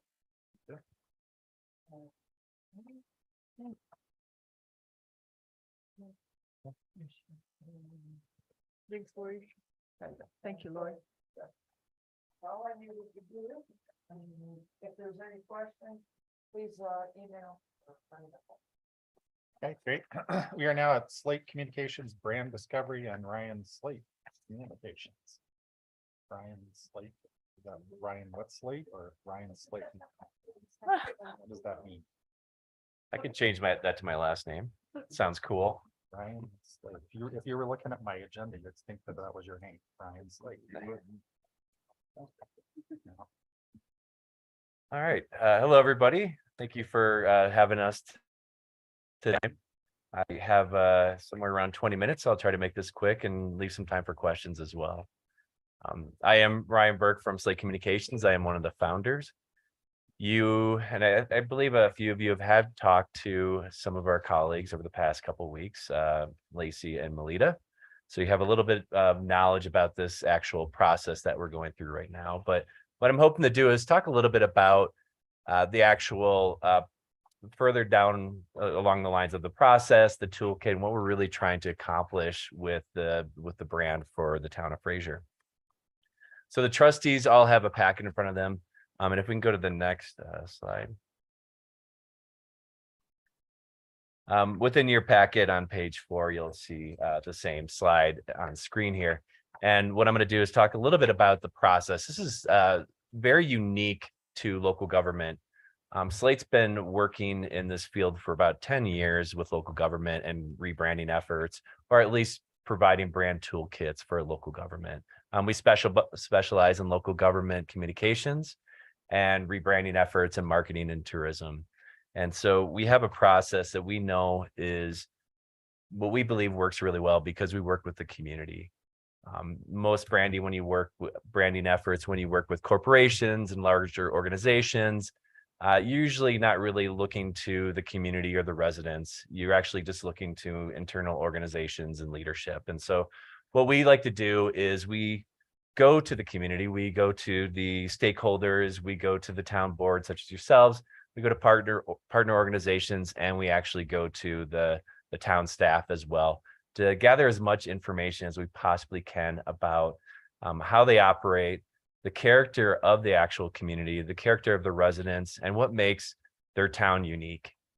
And so we've had a lot of discussions over the past couple months here. We've talked to a majority of the trustees here. We worked with Sarah from the communications department here, and we formalized a brand committee. And so we do have 2 trustees that are part of the brand committee. Along with that brand committee, we also have some partners from outside organizations like HTA, the Arts Commission, and the ED Commission as well. And then, of course, some of the town leadership. So we have a pretty well-rounded representation of the community. And so what we're going to do with this brand committee over the next couple months is we're going to review just what's entailed in an actual brand. And so What we really want to do is we want to really define the goals of the town organization, what the community really has in mind, and how they actually view the character of their culture and what makes them unique. Right now, we are in the very beginning phases where we are having these conversations, but we're moving on to the next piece of this, which is the brand platform. And within the brand platform, this is where we start to develop a lot of the brand assets. And so usually when you think of a new brand, you think of a logo. It's so much more than that. It's how you talk about your community. It's really all the fonts, the colors, the photos that represent your residents. How do we actually develop a very consistent method of communications for Sarah and the rest of the town staff here, so they know when they reach out to the residents that it is coming from the town organization. So we're speaking not just visually, but we're also speaking verbally in a very consistent manner. And so we want to make sure that we are every time we talk, every time we communicate to our residents, or every time we communicate to potential new businesses that are looking to move to Fraser, it's all consistent. And it's a message that really does garner the character of this community. Some of the stakeholders that we actually talked to as well, we talked to the Economic Development Commission, we talked to the Fraser Arts Commission, we talked to the folks from HTA, we talked to the Chamber, and we also talked to the Grand Foundation as well. And so we try to talk to as many people as we possibly can. This is usually takes a good portion of our actual process, is these conversations and really trying to funnel them into that visual and that verbal consistent brand. So over the next month or so, we're going to start developing some logo options. And we did reach out to local designers, and we will be hiring 2 local designers based upon their portfolio. So the brand committee will actually decide out of the, I believe it's 10 or so local designers that submit an application. The brand committee will choose 2 of those designers to actually develop some logo options. Slate will also provide some logo options as well. And when we finally do present these logo options to the brand committee, it'll be anonymous. So nobody from the brand committee will know who actually designed the logos, whether it's Slate or whether it's the other 2 local designers. So we want to make sure that it's a fair and balanced way of deciding which logo it will be presented to the board here. Now, when we actually do present to the board, I believe it's December 5th. Based upon that, we will be sharing 3 logos with you. It'll be narrowed down from a larger group of logos that the brand committee will be looking at. And at that point, if the logos do work and there is an official vote, we'll be able to take that logo and we'll start to develop the creative foundation and the brand implementation. And so this is essentially the toolkit that the communications team here and the town staff will be using for newsletters, for PowerPoints, for social media posts, for website content, for anything that goes out there. Residents will know that this is communications that has come from the town of Fraser. We want to make sure that we are really honoring both the town organization, but also the residents as we develop this brand and we go through this process here. If we go to the next slide, and we go to page 5 in your packet, I would just wanted to go over some highlights, some key takeaways that we've heard from all the different groups that we've talked to. Again, a lot of people, everybody knows what makes this community so great is not just the people, but a lot of the outdoor amenities, your environment. And so that's really critical as we start to develop this brand. One of the things that we also heard, if you look at number 2, is that there needs to be more consistency in the communications materials. It's all over the place right now. What's your marketing communications? What's your actual town communications? So really trying to make sure that there's more categorized levels of communications around the brand. Number 3, again, really, as we develop this brand, we are focused on the town organization. So half of what we're really doing is representing the town organization, but the other half is actually representing the community. So with number 3, When we talk about the town of Fraser and the residents in the community, we see a very authentic and down to earth community. And so how do we actually create an approachable brand that really says that as well? Number 4, really focusing on the Fraser River. We heard time and time again how important and how much of a real anchor that is for the town. And so really featuring that as part of the brand as well. And then lastly, number 5, we're seeing growth, and it's not just in Fraser, it's everywhere in Colorado. So really acknowledging that in some of the more verbal communications versus the visual communications. So really when we ask these questions and we start to develop this brand, we really want to find out what makes Fraser unique, and also what are some of your challenges as well. If we go to the next slide and page 6 of the packet, we did do an evaluation of the current brand. What you'll see on screen is a much shortened version of what you have in front of you here. But really what we want to do is we want to make sure that we create a brand that is very flexible, that is also really kind of financially or fiscally acceptable when it comes to reproduction of it. And so really making sure that we create a more simplified brand that is something that can be stitched on apparel, and it's not going to cost a lot of money because there's so many different elements going on with the current logo that you have now. Also making sure that there's a lot of clarity. So when you actually do see a town truck passing by, right away that's a town of Fraser vehicle. You're not trying to squint at it and trying to figure out what's going on there. So we want to make sure that as you promote yourself as a town and the amenities and the services that you provide, people can see that it is coming from the town of Fraser. One issue with number 2 here is that the town doesn't have a brand guide. It doesn't have a toolkit. It doesn't have a working document for communications to really develop their everything that they put out there when it comes to the newsletters and when it comes to the visuals of the website and some of the tourism efforts that you do here internally as well.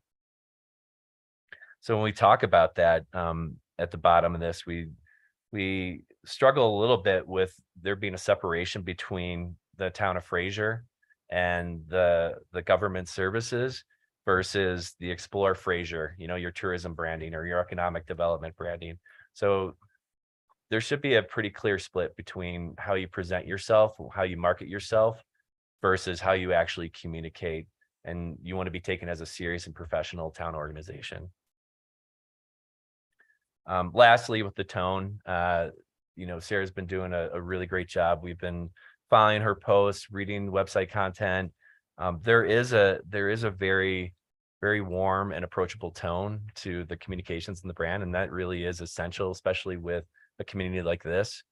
You want to make sure that the town hall here, the doors feel open to the people that are reading these newsletters and going through the website. All right, if we go to the next slide.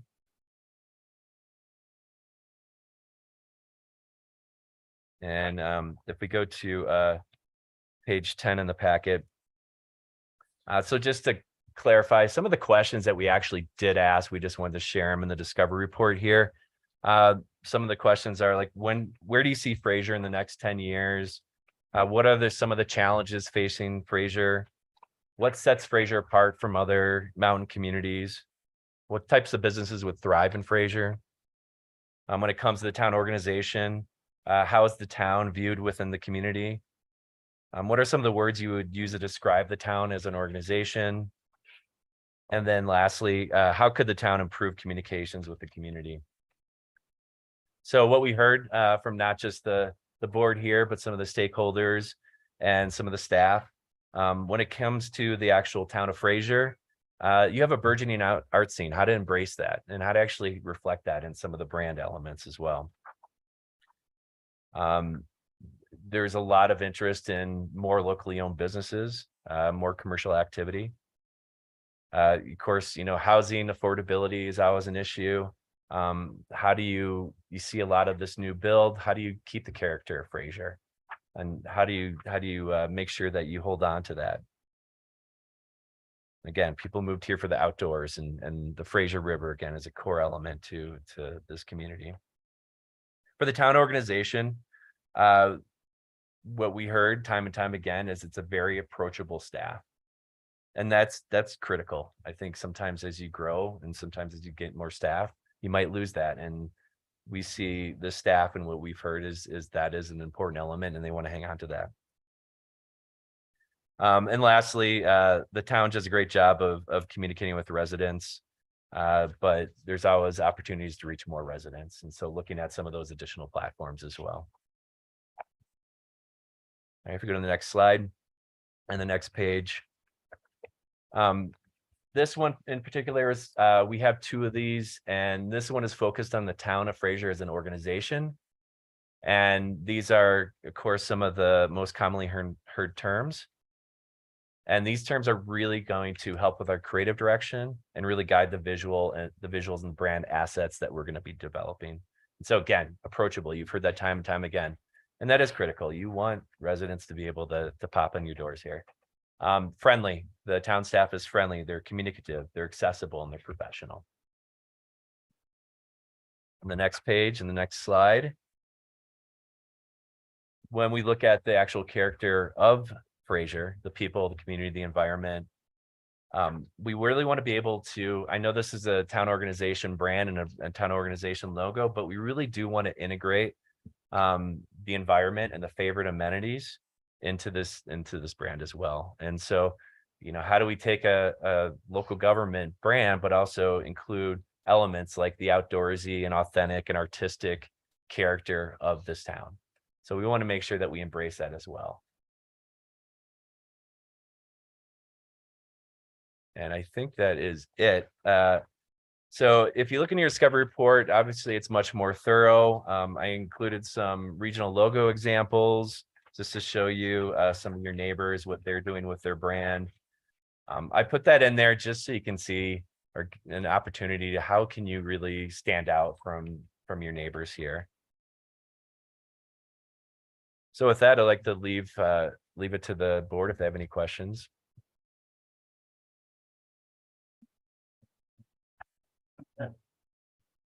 Questions, anybody, comments?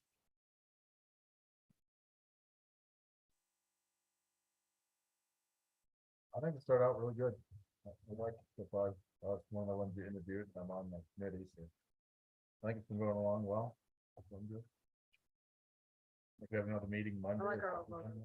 Huh? I like our old logo. It's everything we want. Better than all of these. Is it not? Yeah. It is, Could but be his more point modern. about it being kind of complicated and busy for reproduction and recognition from a distance, that's true, because I do love the old logo too. I mean, You mean? But- I think there's always a place for the old logo, Yeah. but we're rebranding. Yeah, Just want to be clear that the current logo is what you like, not the one Correct. that before the logo. I don't remember the logo. So on the 5 I'm key just takeaways, are they ranked like in order of feedback? Or are they just No, they're not. just listed? Okay, thanks. Okay, great. Thank All right. you. Yeah, thank you everybody for your time. Appreciate it. Have a safe drive home and enjoy that new pavement you on so Birthday much. Pass. Yes, thank you. The drive is so much nicer.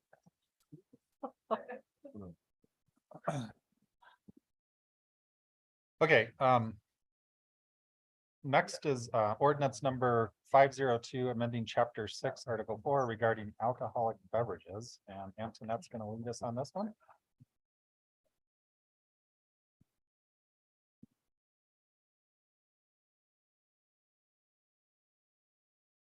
So I apologize, I didn't have time to write a staff briefing on this. So written in the Fraser Town Code, the town clerk has the administrative I'm ability. sorry, one sec. Can we shut off their Oh. presentation and actually have us instead? For Antoinette?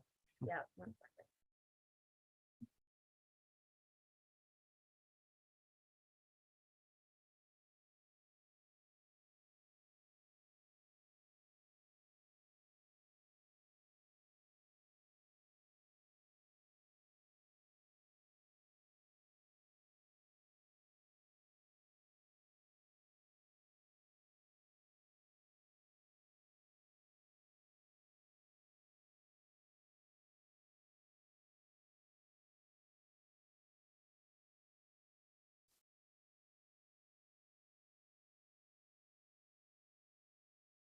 Just life was so much more simpler pre-COVID, right? Yeah.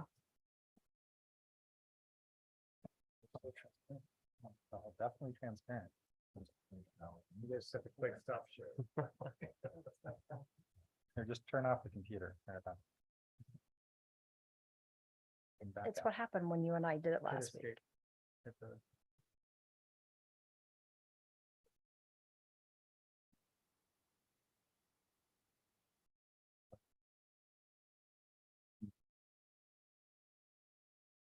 Okay, maybe keep going on to net. And, hopefully Sarah can figure it out. That will help her. Thank you, Michael. Thank you. Sorry about that. That magnetic personality that gets you every time. Yeah, That it's- would be Zoom so sometimes is complicated. So again, so in the Fraser Town Code, the town clerk administratively is able to renew liquor licenses along with some other administrative duties. And the only time, there are certain circumstances of which the liquor licensing authority is called to order other than a new liquor license. And the main one for this discussion is because if a liquor license is to be renewed and there's any violations of the Colorado Liquor Code, it has to be brought before the board. And in order to bring it before the board, it basically it becomes a quasi judicial where the board makes a decision if they will renew somebody's license or not. And really, if there's violations and this board has to make that decision, it should become a public hearing to allow the public to have input, allows the applicant to also present their information. So the Colorado statutes do not require a public hearing, but if this board would decide in a public hearing not to renew somebody's license, they should be allowed a due process, which would require a public hearing. So Kent helped me draft this and we discussed it and it makes sense to me as to why we would require a public hearing rather than just a discussion item. It does give due process and it allows that fairness of that applicant to come before the board for that renewal. So that is why we are requesting the change of the code to require a public hearing should there be any violations to become before the board. So does that require a post, like another 30 days? Like what's the change for the applicant? The change of the applicant really is the Colorado state statutes have publication requirements in order for it to become before the board. You have to post the public notice in the window, you have to publish in the newspaper. You have to provide the applicant with a reason why the public hearing is becoming before the board. So there's more just Very specific lengthy. requirements. What do you say? It's pretty lengthy process for the applicant. For the, And just for the renewal, not for a new Correct. application. Yeah. so this will be more like the new application, a renewal, if we have to do the public hearing. Have to go to the paper, have Yes. to be posted, Yeah. have to wait for the correct, wait to get on the agenda. Mhm. And when we do it though, normally, so if you have a violation, and the town board turns into a liquor commission, Correct. you get to come up and do it. We just did it with Tin Cup. Yes. So they did get to have their rebuttal and state their case and everything else. And we So did what do. would be the difference? We did do that renewal as a public hearing. But previous to that, we had not been doing them via a public hearing. I did it before. You did it, but yours was not a public hearing. Yours was just a discussion item before the liquor licensing authority. for And the I chose to renewal. come as a citizen. I mean, I recuse myself, but anyone can Yes. come as a citizen. Absolutely. So what's the difference if it's public? It just seems like it's a time suck to me. Yeah. For the applicant. I mean, the biggest thing really is, and I'll let Kent speak to it, it is potentially giving more fairness to the applicant and allowing really more notification of the public process. Having that poster in the window and then that publication in the newspaper. I And think it just, if the applicant really stands to potentially lose their license, they're gonna want as much of a chance to state their case as possible. But it's not like they're not gonna know about it, because you do it when you renew your license, you get the thing in the mail. Says, I have one right now.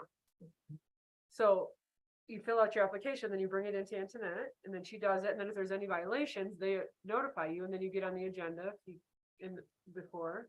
Mhm. It's expired. And if there's anything wrong, then then you know, as an applicant, hey, you gotta come in front of the board. We can't do this administratively. You have to come and talk to us, just like Tin Cup did, just like I have done in the past. And then, I mean, can you imagine if you had to do the waiting period every time for renewal? I mean, you can't barely get people to show up for to get their license. The key, Katie, is that Antoinette couldn't do it administratively because there had been violations. Mhm. And that led to the potential, because it was getting kicked up to the board for you guys to make a decision, that it could be rejected as far as a renewal goes. Mhm. So that's a property right that somebody might potentially lose. And so therefore you have to do the more formal process and give them due process, give the public an But some of them are opportunity. so minimal though. Does anybody remember what my violation was? Somebody was drinking on the sidewalk. So. Something like that? And It the was oil something small. It was like containers. one- Chief, do you remember what my violation was last time? Sorry.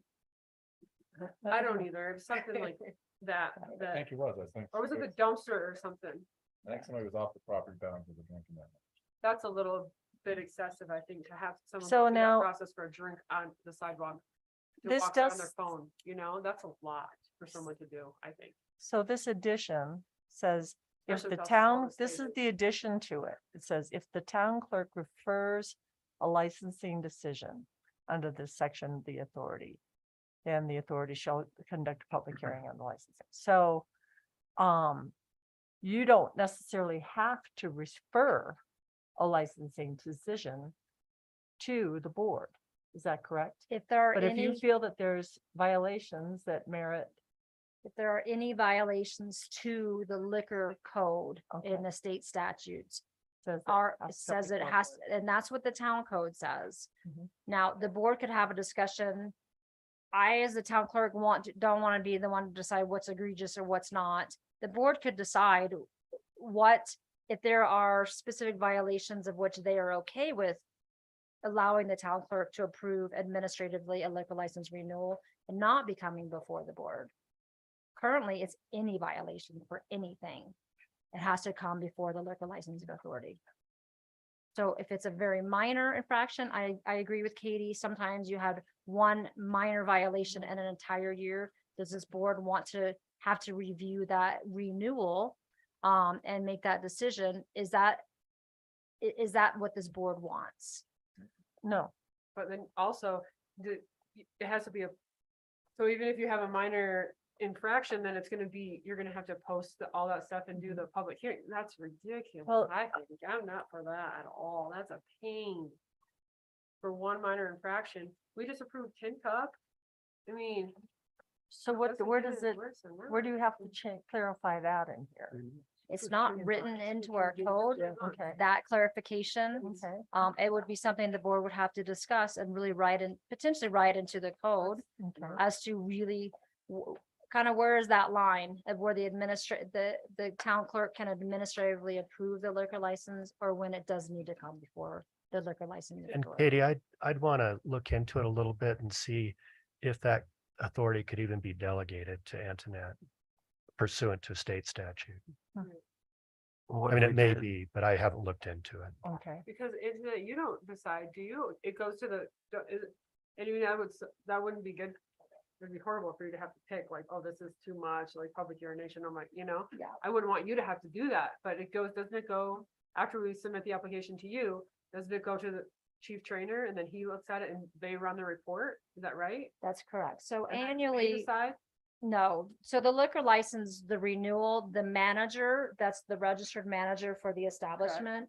The background check is run annually on them to make sure that they don't have anything in their background check. And then we check to see if there are any citations from the establishment. And then we are given a memo by the police department. They don't make a determination if it should be renewed or not. That's not their job. That is the job of either administratively approving a renewal or bringing it to the licensing authority to make that decision. I Yeah, good also, question. I also don't like the idea of us condoning any violation. And that's kind of what it sounds like we're okay if you're drinking on the sidewalk. So, Right. so I wouldn't want to sign off on that either. But I don't want to go through You know, that process. Public hearing every time. Well, what if, I've done it a lot. I don't know what the answer is. Or change- Modified. And let me say this area, too, and the, it's off. the You don't want it Winter off. Park does not, their town clerk has not been delegated the duty to renew any liquor license renewals. Every single liquor license goes before their board for a renewal, and they have almost 50 liquor licenses. Wow. Yeah, that's Winter Park. Hmm. So Yeah. every town, it is delegated to the town clerk, and it is okay written in the statutes. So it is really up to the board. If you would like to change that process or leave it, you could change the process where every single renewal becomes before the board, period. No. I like it like it is. You like it like it is, Antoinette? I'm fine with the way it is, but I also do think they should be allowed a due process. And having more notification. If you're, I mean, say for instance, you're in a strip mall with many businesses and you have many violations against your license, having that notice, that liquor license notice poster in that window for 10 days allows those businesses around you to know, hey, you know what? I know that there's a liquor license hearing. Not everybody is paying attention to what's going on at the board and seeing what's on an agenda. So you're not really allowing some of those businesses to really know what's going on if they're not paying attention to the town board So agenda. basically people are calling from there that didn't catch on to the meeting. Yeah. Yeah, that's their problem. Look, why don't you give They the should know it, it's every year. Yeah, why don't you give the applicant the choice of saying, hey, do you want to have a public hearing? Because if that's what they want, that's what sounded like you were trying to allow happen. It seems like the people around. I don't think the applicant should make that decision. I think this board should make that decision if it should be a public hearing or not. Yeah, what is the law? What does the law And say? consistency. Yes. I thought you started out this conversation by saying that you wanted to have that the licensee could have a more transparent and be able to come in and That's, I thought yeah. that's how you started this whole conversation. Yes, by having that publication, it does allow a more transparent process of that renewal for the public to participate in that process. I guess I misunderstood you. For the public. Yeah, Not less. Does it benefit the applicant, benefits those around the applicant? If they have. I thought you said it benefits them. That's what I think. So the standard Parnell that you guys gauge a renewal by, whether you're gonna do it or not, is whether there's good cause to not renew it. Right. And if you've got violations out there, it could go either way for the applicant. And if it goes south and you don't renew and you don't have a public hearing, then there's an argument that there's exposure for the town in that they didn't get due process. So that's the rub. If there's no violations, the way the code's set up now, Antoinette just rubber stamps it. She can't deny it. She can only approve them. Right. And if there's an issue, it comes to the board. I had a question about the number 4 in this ordinance. And I just sent you this, Kent, this bill that was passed last year around registering the manager. It's no longer required, at least the way I read it. I'm not familiar with registering a manager. Yeah. The changes in registered manager of licensee, number 4 in this document. You It's You in- are correct. system. That does need to be updated. The state statutes, they did change the statutes that a new registered manager does not need to be background checked every time they change a manager. I'm sorry, what? Oh, when a new manager is registered, they no longer have to be fingerprinted to become the new registered manager. It just I has know to what be it a says further is change. this act eliminates the requirement that a hotel, restaurant, tavern, lodging, entertainment licensee register a manager with the liquor enforcement division. So So no manager is listed at all, is what you're saying. they don't have to register a manager. And then that means if you change managers, you don't have to report that either. That's a Right. violation if you change your manager and not report it. It Right, says as it you is don't- right now. Well, no, this passed last year. So our code needs to be updated. Our code, that part of the code does need to be updated. You are correct. Did you get it, Kent? I just. Yeah, that's not something I've ever looked into, but I can look. That's a state requirement to do that, I believe, isn't it? They changed the code last year and I thought, I just got a renewal application, it's on there. yeah. The name of the manager is on there It sounds like we need to do a little more research on that issue. on this whole process, because Kent's gonna look up some stuff about delegating. We don't want to make it harder on the people with the liquor license to apply and get their. Or renew. But we do want. It's just so timely with the state. I mean, my license expires on the 14th of December. I just got my application to renew. It has to be in by the 31st. I just got like 2 weeks ago. So that doesn't give you much, it's already, they give you things right before the deadline and then it takes them months and months and months to give you it's like months, isn't it? So there's Months the out. license or the state is saying at this point that it's 3 weeks for a renewal, but I've seen it take up to 3 months. Yeah. So imagine adding another 6 weeks to have a public hearing. To or that. whatever. But the state statutes allow, if your application is into the local authority before the expiration date, you're considered in good standing until the state has renewed your license, which allows you to continue to be open and purchase from your wholesalers. Okay, Kent's taking notes about what he needs to research, correct? Yep. And then we can bring this back. I have a question about Tin Cup. Is there 3 months about up?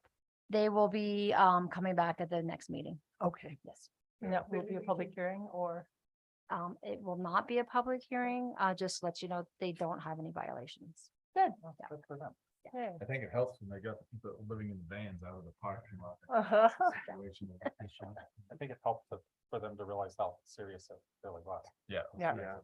When is it up that they can stay open past midnight, So they'll be at the next meeting and then this board can decide if they can continue to operate at their full operating hours and not close at midnight. Okay, we are now at, where are we? Okay, we're at resolution 2023-1001, the Fraser Economic Development Policy and Sarah C.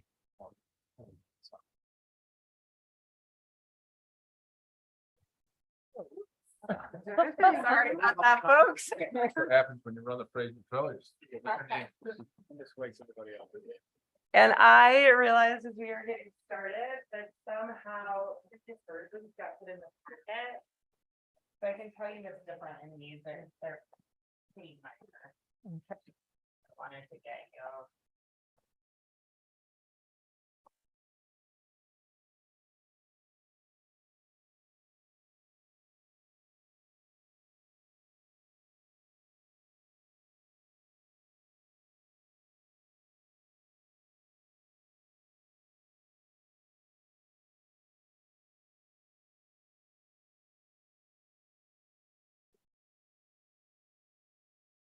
So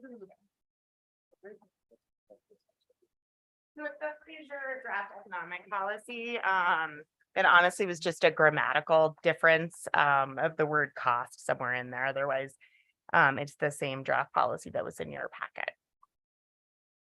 So- What's different between the two policies? So the version that you just got, it's one word. Further down, where it talks about partial incentives, it should read construction or renovation expenses. In the last bullet point on the first page. The reason that I printed them out and gave you updated copies was when we talk about the Coast Lake on Main economic incentive request, they had updated their letter to reflect this latest economic policy, and their previous letter that they had given us, that was a previous version of this draft, was what was included. So the incentives that they asked for have changed. Yeah. Okay. So for the Fraser Economic Development Policy Draft, at the retreat this past summer, we did talk about the previous economic incentives that were offered to try to attract commercial development to downtown Fraser.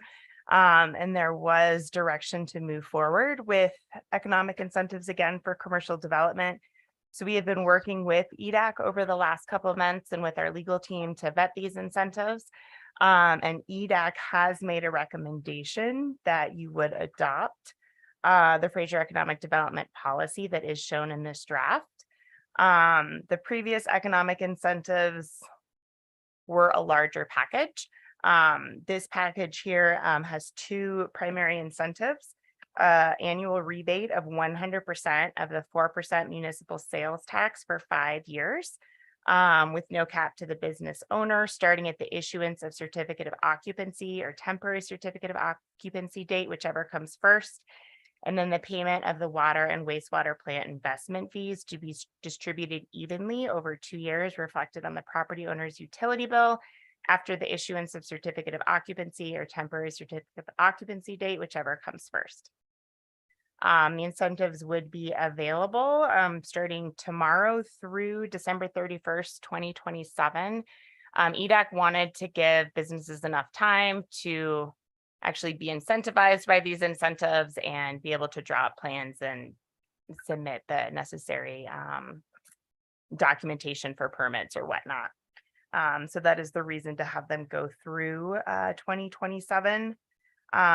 This would also allow for partial incentives that could be applied towards construction of new commercial additions or renovations exceeding 50,000 in construction or renovation expenses to existing businesses, as determined by the Fraser Board of Trustees. Qualifying commercial activity would include any sales tax generating business. Proposals would need to be consistent with the Town of Fraser Municipal Code and ordinances, resolutions, and policies. They would go in front of EDAC to review, and then EDAC would make a recommendation to the board, and ultimately the Board of Trustees would approve or not approve incentives for a particular commercial development. If the board did want to approve economic incentives for commercial development, then there would be a legal agreement drawn up that detailed the terms of the incentives, which would include things like completion dates and whatnot for the incentives to remain valid. So this is the policy that EDAC has reviewed and discussed and has recommended for adoption by the board, and is open to any discussion, questions, suggestions that the board might have.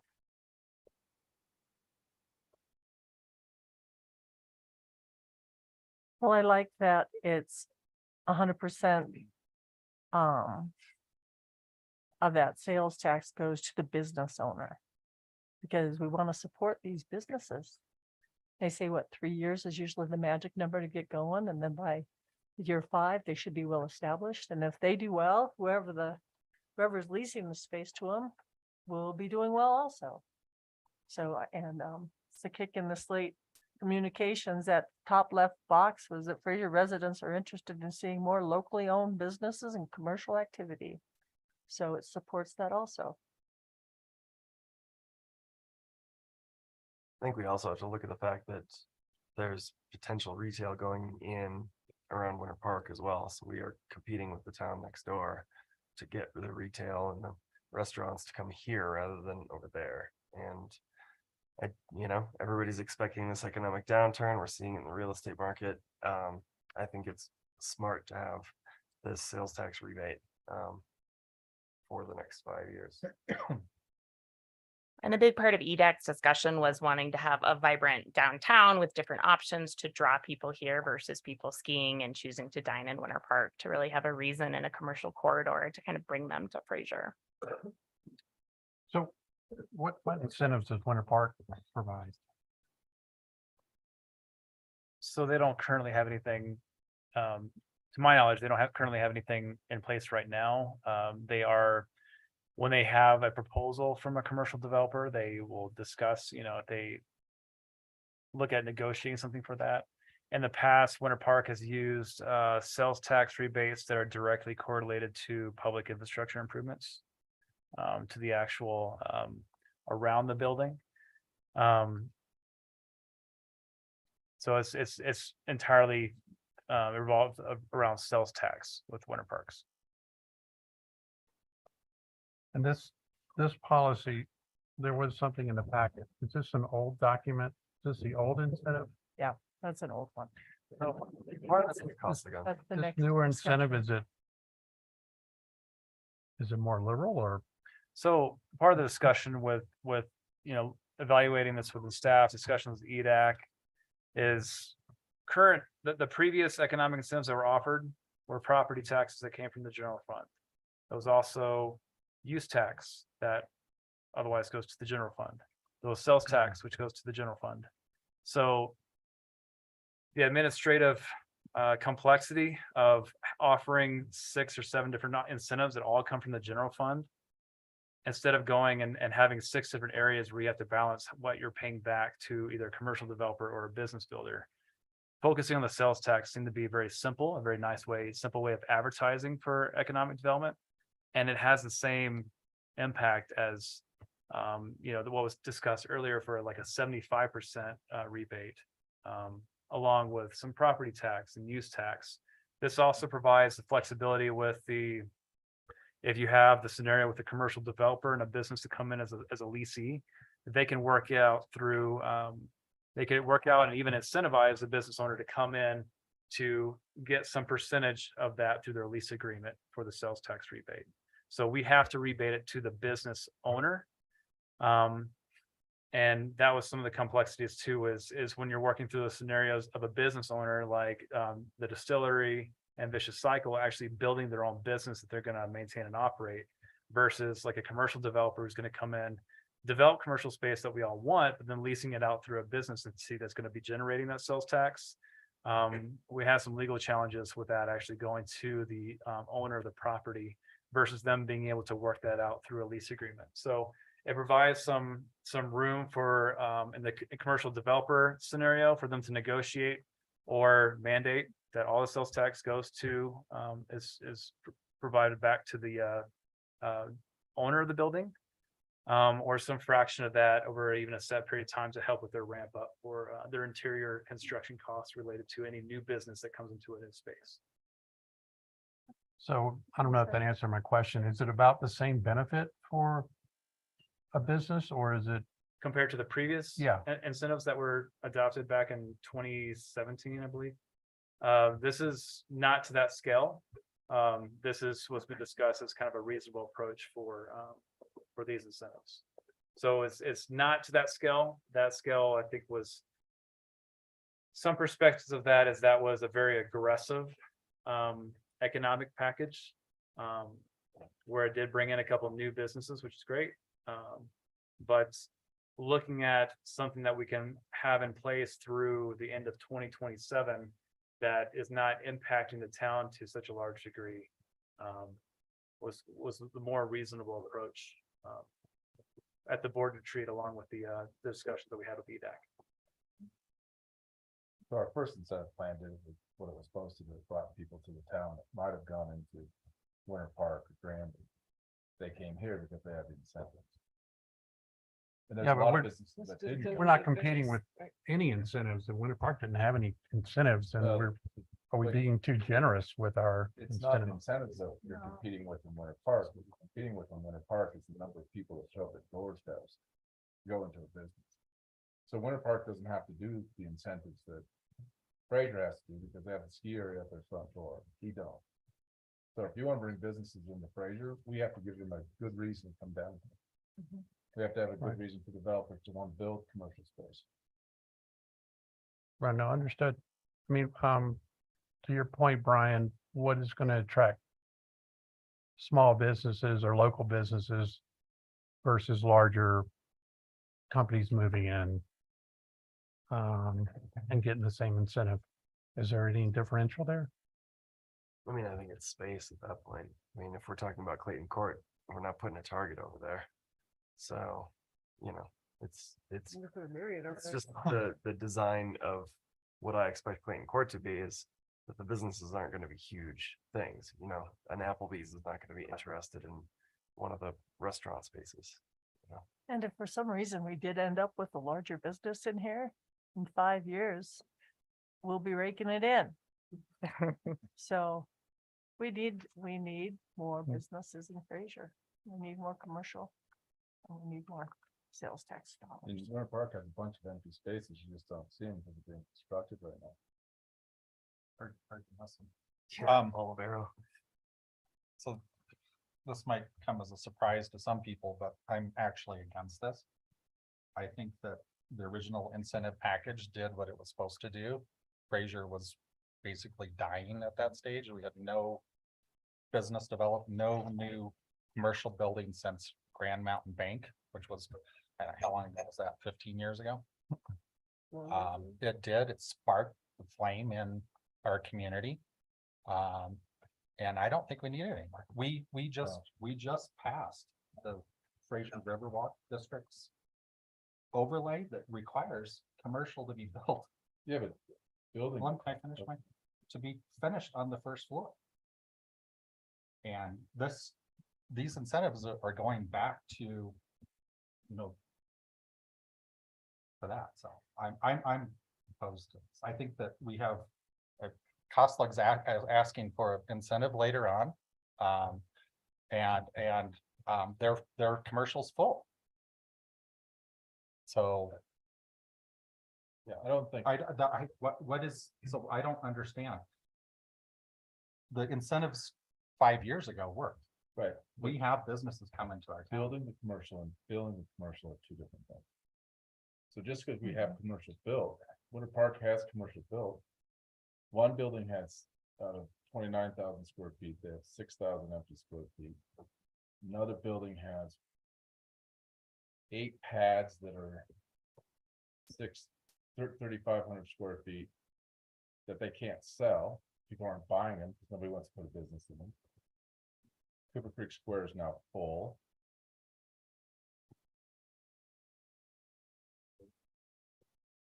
Yeah, the guy- Residential the upstairs. new pizza, yeah, they put residential upstairs and that's how they filled it, yeah.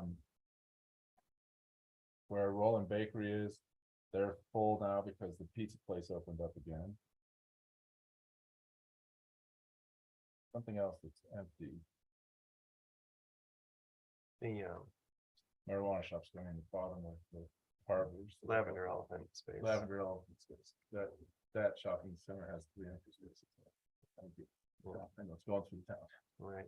So building the commercial space is different than having people fill the commercial space.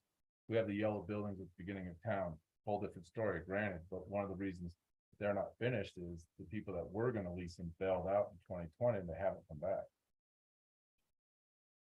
Right, they haven't come back saying, I don't, we wanna- that's information that I don't have, so. well, that's what I'm just saying, I think that our incentive package 5 years ago did what it was supposed to do, and we're doing really well. And to give the sales tax away for 5 years is when we don't need to, is not a good idea. And we have our sales tax is less here than Winter Park. That's another incentive. It definitely is, no Right to doubt. come here, But so, yeah. well, let's look. Go ahead, sorry. we want to see Clayton Court built out, and I want to give developers as much opportunity as possible to do that, and as fast as possible, quite frankly. If we're doing this, we got to do it. It can't just be a plan and then sit for 10 years like it did originally with the Riverwalk District. So I'm for this because I want to see momentum and that continuous momentum to get that finished out. So And if if the the- break-even point is around 3 years, then why don't we decrease it from 5 to 3 years? Well, let's take a look at the folks that are talking about opening up the golfing simulator. They're putting their entire life package of savings on the table, right?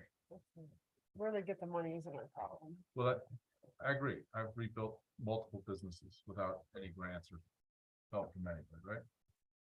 My point is, they're putting every penny they can into building business in our town. Correct. If the 4% helps them keep their business and gets it going and gets enough people there, Katie's business across the street will be doing better. The businesses down the road will be doing better because more people will be walking around our town and seeing things. If we don't have businesses start leaving your town. Because if so just look at the people, they're putting out their life savings. And we're saying, oh, we don't know if we can live without 4% for 3 or 5 years. What else do they bring to the town that does? I'm with Brian, and I know Philip and I talked earlier, and I have issues with giving anybody money, but my thing is to, my thing is to help people get their businesses started. In this economic world that we're in now, and the way it works today is completely different than when we started our business. We don't, it's not as easy. The competition is far worse than it used to be. Starting. And if the government's want business, if we gotta be part of the community, you want a business, you gotta jump in and say, okay, let me help you get started. I have a homeowner that I just talked to today that bought a condo here in Fraser, a new condo here in Fraser. And he said, it was kind of ironic that you called today. He says, well, the town of Fraser's really got it going on. He says, who knew that you could take away from Winter Park's nightlife and bring it down here, and you guys are the new hit spot. I think we did what we were supposed to do. I think, where did Sarah go? Yeah. I think Sarah did a great job of putting Fraser in front of Winter Park, and it shows. It's It more shows. walkable for You sure. look at how many empty buildings are in commercial downtown Winter Park, and you look here, we've got it figured out. We don't need to incentivize. Well, we've got it going. That's the point. We got the momentum going. There's no reason to stop. That's my point, is we've got some momentum, and to keep the momentum going and get more things done, we need to do that. I mean, that's what we need to do. You know, Barry built his building because the land was cheaper here than Winter Park. That was it. It's the only reason we got to consider it. No, You got No, the he got the incentives. incentives. You got the The incentives. He told me, very matter of fact, that Yeah, he came here to get That's the what- incentives. Got it. And that's the spark that So created. look at what it took to get people here then, and It's, now we're in a completely different economy of going possibly into a recession. I don't know the direction we're headed, but it doesn't. And it's harder to have retail if everybody buy it online. Yeah, no, I don't disagree it's with hard to that. have any activity that they go by now. People Yeah. rather, I mean, you know, I still see, and everybody has their things, but I still see people driving around with masks on. So, I mean, everybody has an issue about, are they gonna go out and be part of public or not? I have a question. No change. Since you talked about the new businesses opening in the Costly building, the way this is written, would they be eligible for this? Because it says between October 5th, commence construction with the issue of a building permit. Well, they've already had the building permit.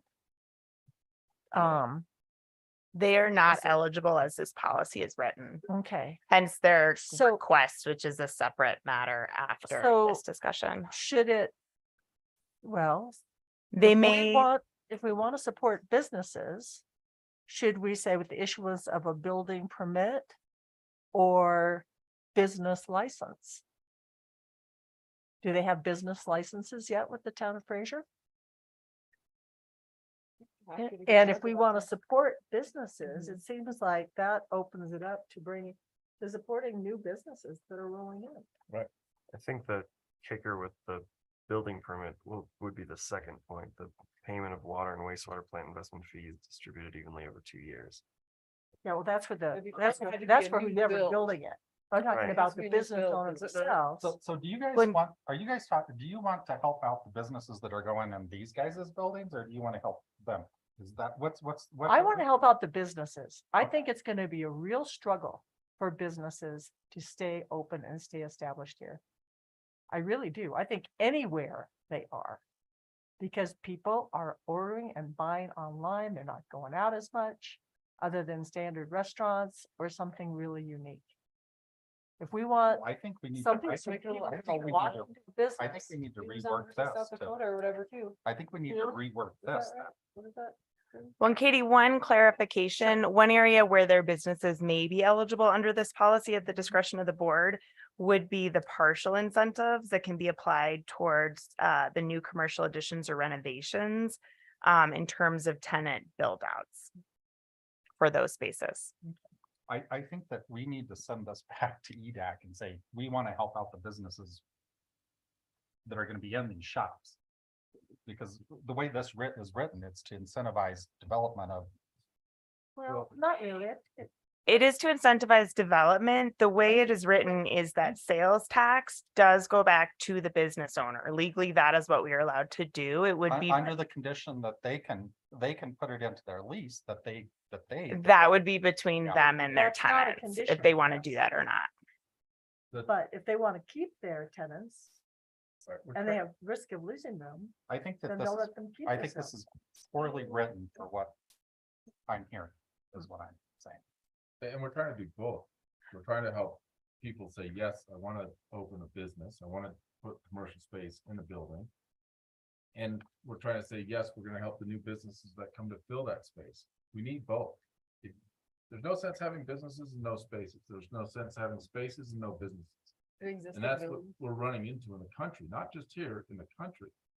People have shops open and nobody's wanting to open a new business because it's too risky. There's too much into it, and nobody wants to build commercial space because look at Denver, they're talking about taking all the office space and turning it into housing. All the office space, 100% of their area can become housing. I know. I agree How, with this. how does this? We're talking about downtown development authority. How does this fit together with that? Yeah, so That's, the idea, one concept is the economic incentive package can help expedite the construction of commercial and mixed use buildings. Once that happens, we're able to use that increment from, if you're looking at raw land to a developed piece of property, taking that increment and contributing it to a downtown development authority can help with a variety of different initiatives to include parking garages, circulation, new connecting roads,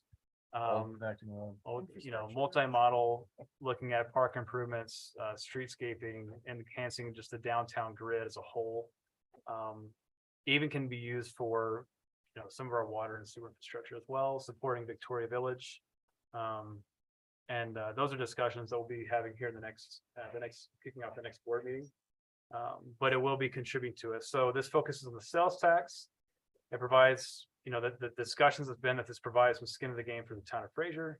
But it does not mess with the sales tax, which also will help contribute towards a downtown development authorities, actually to have some revenues to do some additional work. So Fraser's got a lot of skin. You're telling me if I decide to do $50,000 worth of renovations on the Sharkey building, I can get 4% Sales tax back. sales tax back. So You always want That's to like build worth that. it. but you this have to, this is saying partial, so it's just allowing some opportunity for To me, to do negotiation. that. It could be denied, it could be approved by the board. It could be 0.25% for a relevant addition or expansion. So that was part of it, is to support new development, but also if there's, if some property owners were looking at, maybe they were on the fence as far as maybe adding a third floor or a second floor to their commercial space. They could look at doing something like that. If they want to do like a nice beer garden, like patio area, something to really enhance, the downtown grid, this is a great project. We'll be willing to offer you, this percentage. It wouldn't be the full 4%, it's looking at partial incentives. Based on the other I documents. we like saw this, there. but I think, didn't we incentivize a business and they're like never open and stuff? I mean, is there any rules? The only two that. well, have the only incentives is the incentive if they start selling stuff, the- right? The distillery. So they're open. The distillery and Vicious Cycle are the only two Okay, That got it. But yes, Katie, to answer your question, once the business wanted these incentives, they would submit their proposal to EDAC. EDAC would give a recommendation to the board to approve it or not.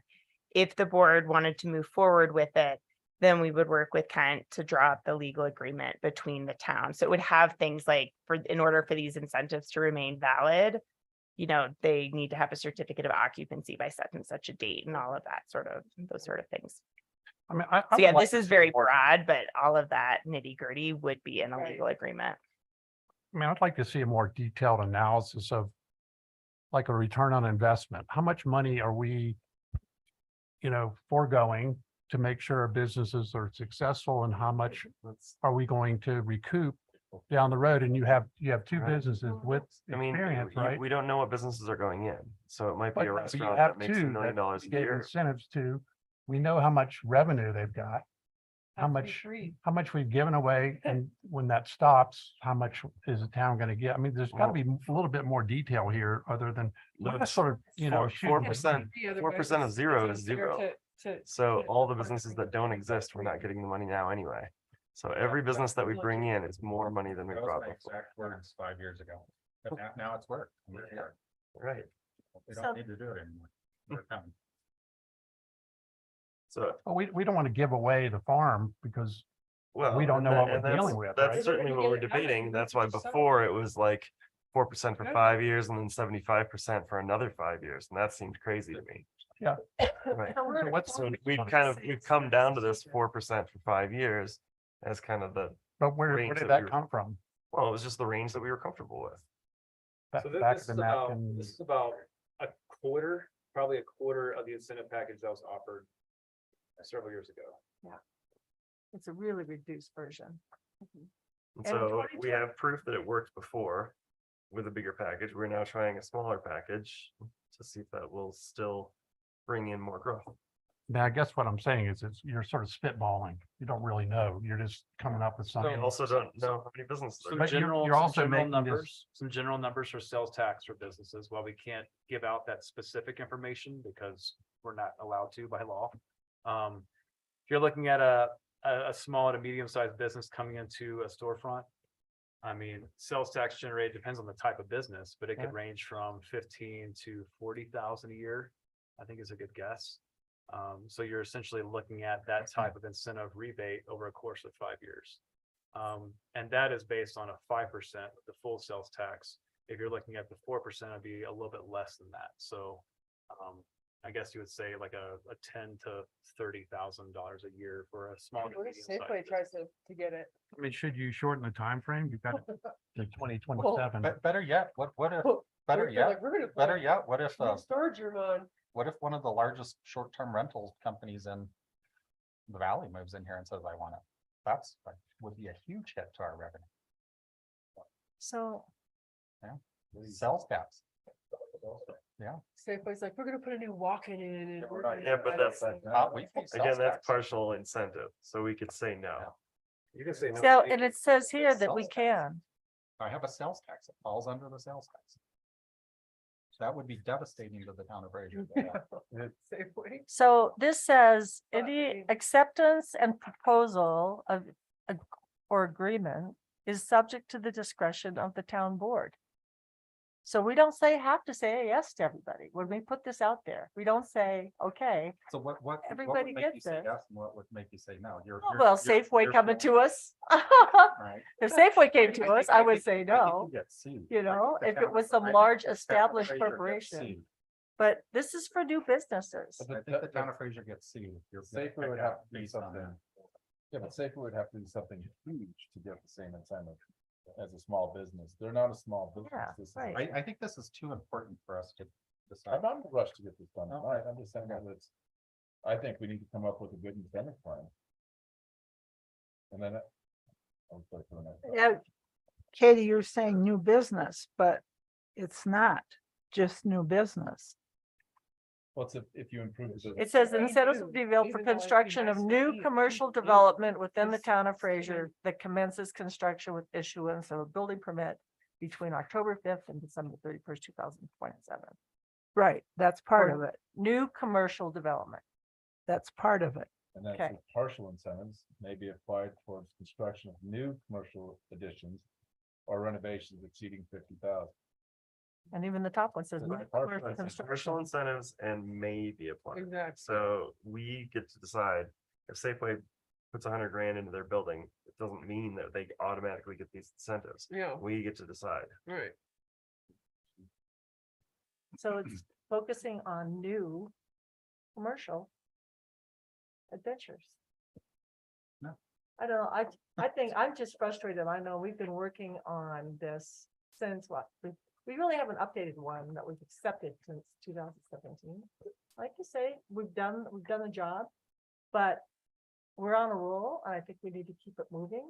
And if we do end up moving ahead with, my brain's gonna stop working. Anyway, I think Let's try. I support it. I think we should approve it as is. But.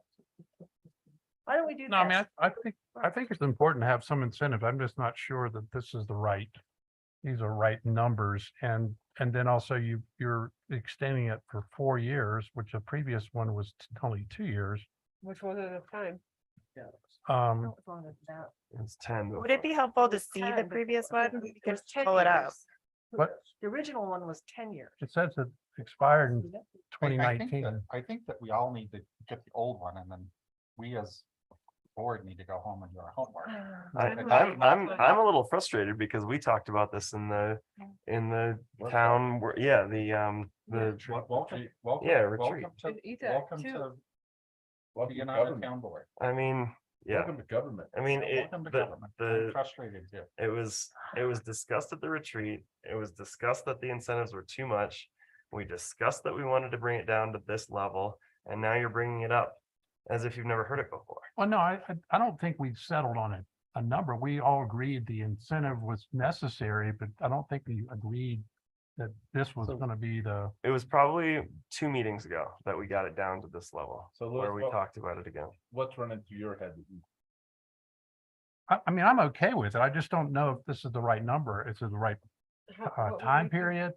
How long should we offer this for? I'm kind of, what Philip is saying is, we're kind of on a roll. We're doing well. I think we need to continue providing an incentive, but is this the right number? And there's not any data behind it to show that, There's, I- Well, we got, we can't really provide the data because there's only 2 businesses that did it last time. It's Right. not fair to them. Well, and when we say we're on a roll, we haven't had one for 4 years. right. Mm-hmm. We- So we- how so we is got that 2 new rolling? businesses, 3 new businesses, 2 new businesses. So, any other new businesses since? Maybe Other than maybe these Camber. guys? yeah. Planning ahead for There's that, just like that downtown maybe development Fraser, authority. maybe Fraser It's River. all River part of Beer that. Yeah, Camber. so did they come because of the incentives? They came I didn't get because incentives because I'm they in didn't an get old building. incentives. They came because they saw Exactly, which is what the fine. distillery whatever. was doing. And Right. So, this That's was how the new it place was. to so we do got it. 4 new businesses. So- We're considering ourselves on a roll. Maybe I'm thinking about, I well, think That's, maybe we've got. look at the last 20 Well, years. Hey, I'm not disagreeing, I'm just saying that yeah. Yeah, 4 new businesses we want to see more faster. is a So what is I a twist, not a roll. role is that We- the movement for the downtown development authority, if that happens, it requires new businesses to end up with those and construction to build that increment for us to be able to finance, to come up with school funds. So maybe this is putting the cart before the horse. Yes. Maybe we need to adjust that DDA so that people see the value of incentivizing as well as our master plan. Because I'm in support of it, but I think Well, it's not gonna get passed. They're going to build this commercial on the bottom floor, but it could be empty and look like a 10 years. ghost town. Because we know you, and the thing is, with the current real estate market, I can guarantee you, I can fill your house with a tenant tomorrow. If you build yeah. a new house, I can put a tenant tomorrow. You build a new commercial building, there is no guarantee I can get you anybody to come in. Mhm. I've got spaces that are at $10 and $12 a square foot. Nobody wants to go into them because they're scared that they're not gonna be able to make their money back. Now, tomorrow I put doors on it, and call it 1 unit, according to the rules of Winter Parks Building Code, and put 14 kids in there, and the guy would make roughly $6,000 a month. For the same space that's not getting money. The My- downtown my- fire department. My lease, I ain't gonna break my any law, I'm lease not is up sure. in February. Yeah. Yeah. And I've been negotiating with my landlord and they said they have a huge list of people waiting.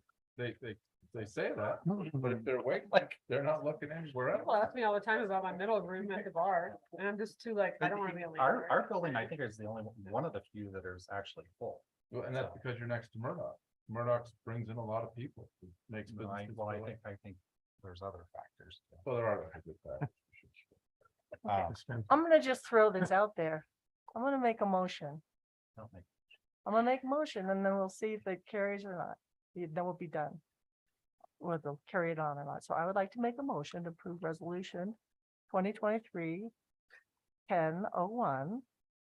Fraser's economic development policy. Is there a second?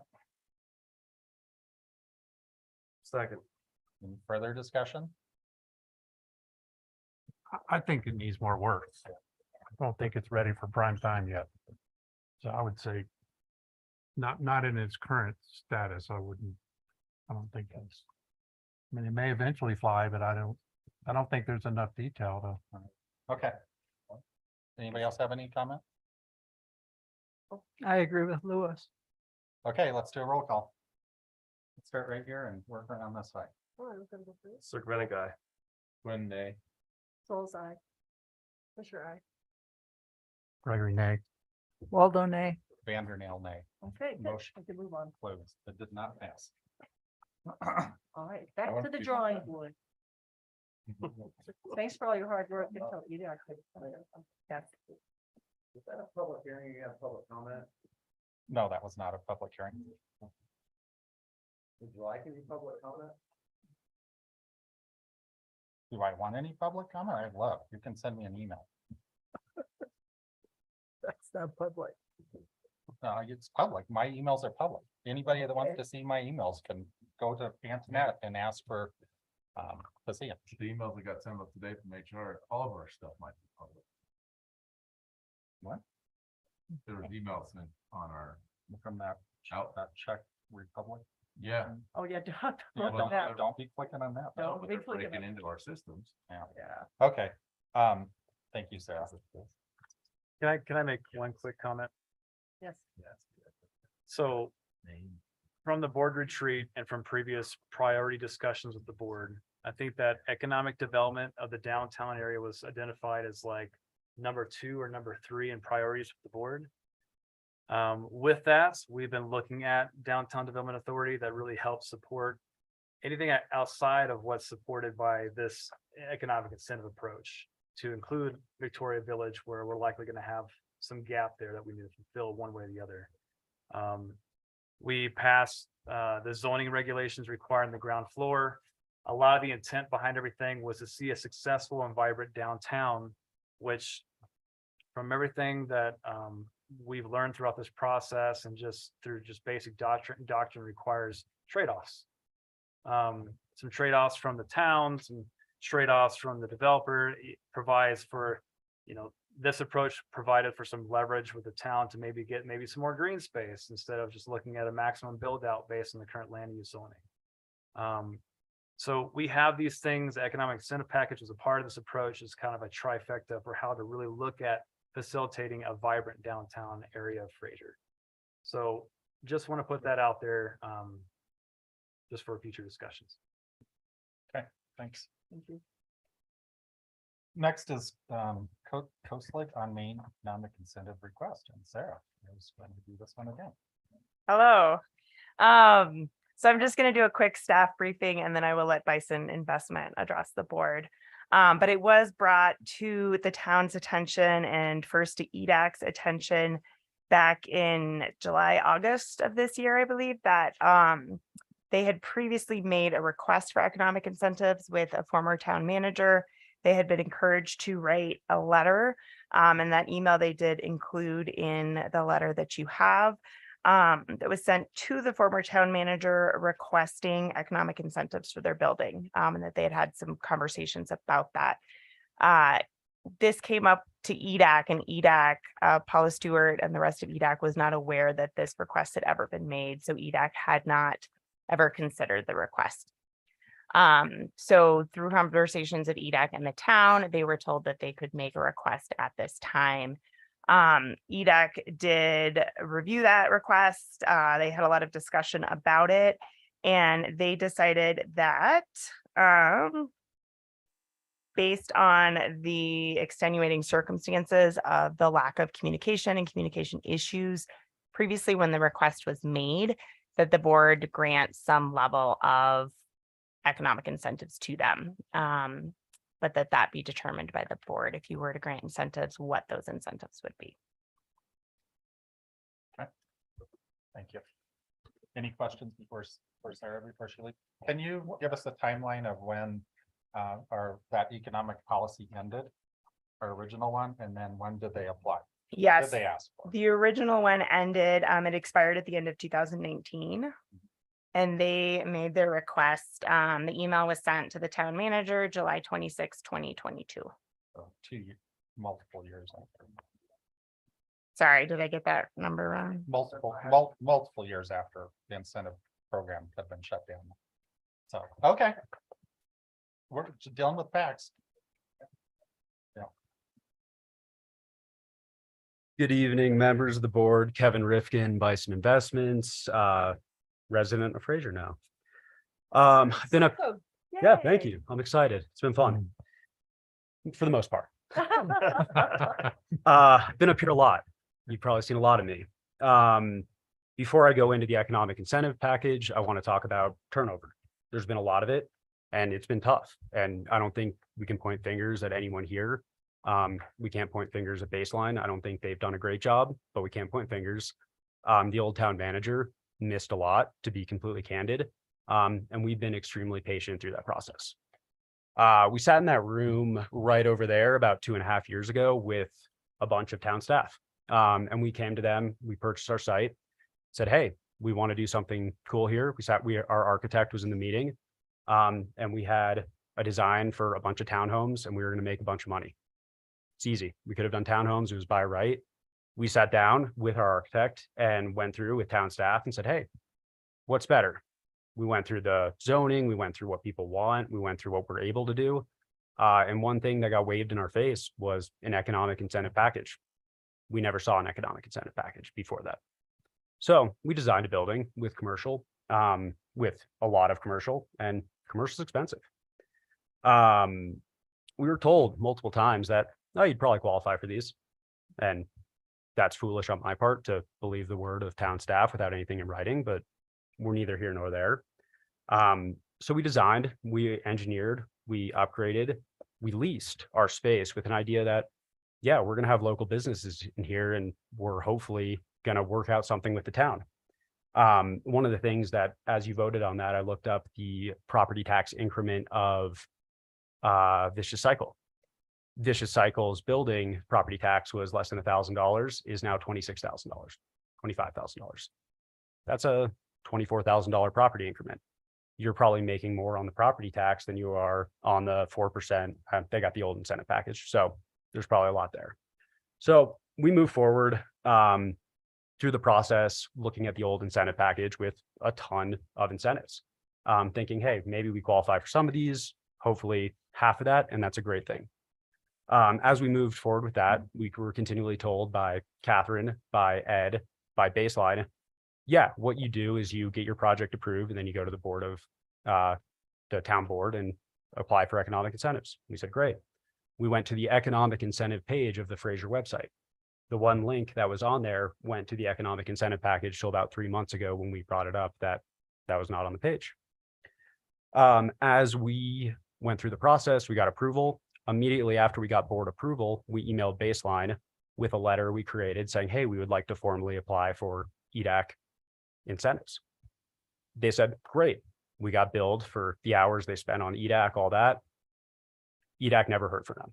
They never forwarded it. Ed Cannon never forwarded it. Just fine. 3 months later, we asked again about it. Never heard from it. We went directly to EDAC and they said, oh, we've never heard of this, but this is a great project. Neither here nor there. That is all in the past.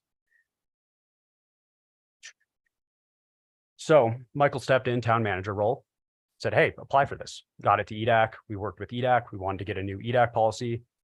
I think it's great to give away 4% sales tax to a business like businesses in our building will make a world of difference. The $20,000 to Simple Coffee could be the difference for her staying in business and not staying in business. For the town of Fraser, the property tax increment is going to cover it. The new approval package, which we worked with Michael and EDAC a lot, is a fraction of the old one. That's a fact. Michael said it. We looked at the value. It's not even close, but it's a nice package. And I think it really helps small businesses. When we leased up, We are giving Birdie Lounge and Simple Coffee. And I can tell you from experience working in commercial real estate, if you're building a new commercial space and bringing a business in, it is insanely expensive to start that business. We provided them with over market tenant build out allowances at our own cost to get them off the ground. Those are 2 local businesses with local people. We provided them great lease rate. Our space, the commercial space of our building on a per foot basis is 3 times more expensive than the residential space. So we got to pay up for that. We want the commercial, we want the small business. It's not economic for us. We're not making more money there. We're losing money there. So our ask tonight, I mean, we're not going to get the full policy. We get that. We are understanding, and candidly, I think we've worked really well with the town and want to continue to work well with the town. We want to build out all of Clayton Court, and we're working on that. And one part of that is trust and is working together to fill these commercial spaces. As a few of you have alluded to, that's great that we can build commercial space and we're required to do it. If it's going to sit empty, no one's going to build. That's the fact of the matter, is you now require people to build commercial on Clayton Court. Why would I build a building that's going to sit empty? Why wouldn't I just go to a different town? If I'm a business owner, I mean, I love Fraser. I'm a resident now. If I told you that I could pay $30 a foot or $25 a foot in Fraser or $25 a foot in Avon, I would never, there's no reason. Well, I could open a business that's walkable, that's a little more established, but people want to take a flyer on here and they want a reason to do that. That's what we did. We expected, I mean, we hoped, and I know the turnover, that's tough. We hoped that there was a world where we work together. And really, I mean, I'm up here on behalf of our businesses right now because I support them. I want them to succeed. They succeed, we succeed, you succeed. We're at a point right now where it's the trust is not there, and we want to get back to that. And we're hoping we can. So our ask, and you probably saw the packet, is some kind of economic incentive. And the economic incentive that was proposed before this is a drop in the bucket. But candidly, that would be the difference maker for our business and for us. So I want to thank everyone. I mean, no, this is not an easy topic, but hopefully we can find some kind of resolution here. Thanks. Greg Beckler with Bison Investments too. I just kind of want to follow up on what Kevin said about trust. And, you know, it was framed when this topic came up that, oh, there's a new juicy incentive being offered and there's a developer coming to chase it and get it. The whole reason that incentive was brought in front of you tonight is because of all the painstaking efforts we made to reach out to town staff and understand what is the policy, what can we do here. We were told the whole time that this is going to be available to us. It's what everyone wants. You know, there's clerical work around needing to get it renewed. You know, fine. If you want to say that is the drop dead date, I'm going to tell you the truth about the last 2.5 years of dealing with the staff and everyone here, trying to make clear what we can do here. So we designed our building, changed our whole design around some sort of incentive, whatever you guys want the incentive to be. I don't care. We did all of that. We're told we wait until we're approved to submit this request. I submit the request on July 11th to town staff. No response to an email. When people don't respond to an email, it's usually because they don't know what they're doing and they're scared. And July 14th, another email on the same chain, no response. Okay, make some calls. Oh, we got to go to baseline, July 22nd, have an email, no response. July 26th, made another email, finally get a response that there's a process that I need to go to make this request. It's go to EDAC. Okay, here's my request to EDAC. No response for months. And then finally, EDAC hears about what we're doing, what we're trying to get, and we come up with something. They say, yes, we're EDAC. We're this committee you guys all said should exist and advise the town on what we need to do to incentivize people. So I go there. I'm following people telling me where to go, what to do. I go to EDAC. We say, okay, someone needs to draft an incentive policy. They draft the old policy that needs to get clawed back, whatever. It's your guys' policy. Like, we're going through the channels trying to follow something that's unfollowable because of turnover. Michael's finally kind of making things clear to us on what we can expect. But back to trust. We're going into this talking to people. There's going to be some sort of economic incentive policy. You guys institute a ground floor retail requirement with months of conversation about some policy being in place. And now there's not gonna be a policy. I'm going to tell you, no one's gonna build that. And if they do, it's gonna be a big middle finger in the retail space and they're gonna make all their money on the residential. They're gonna do as little as possible. That's what's gonna happen. So that's all I have to say. That's what happened. This is not something me coming after the fact. This is something that was brought up. The whole reason there was a retreat about it is because we're banging on every door we can bang on to understand what's out there and what's really being offered. So if it's, hey, the policy was July 19th, whatever, but that's just not all the conversations. I had countless conversations, countless emails. If you guys want to see them, I'll send them to you, but I was, whatever, that's it.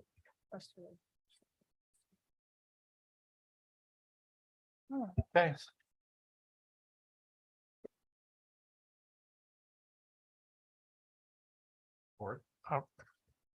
I feel really bad that the way these guys have been treated.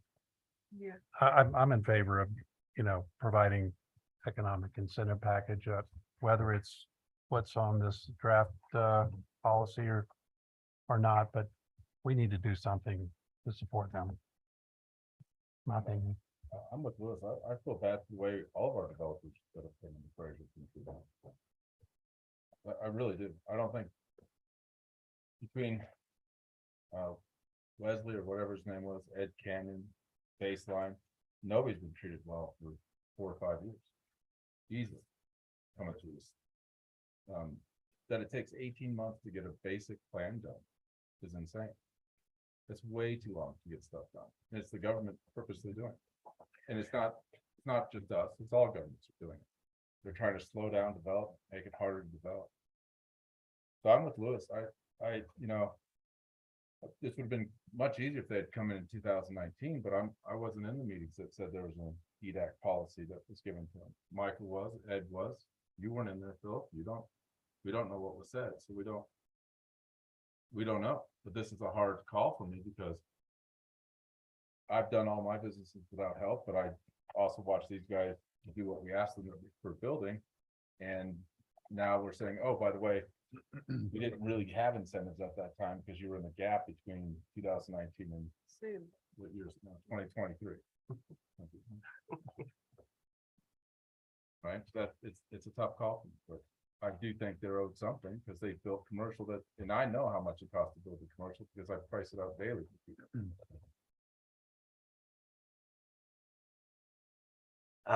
Obviously, I'm in favor of the economic incentives. I just voted for it. This one's a little bit tricky, just because you guys did get an incentive by not having an affordable housing unit to build that commercial space. So there is some value to that.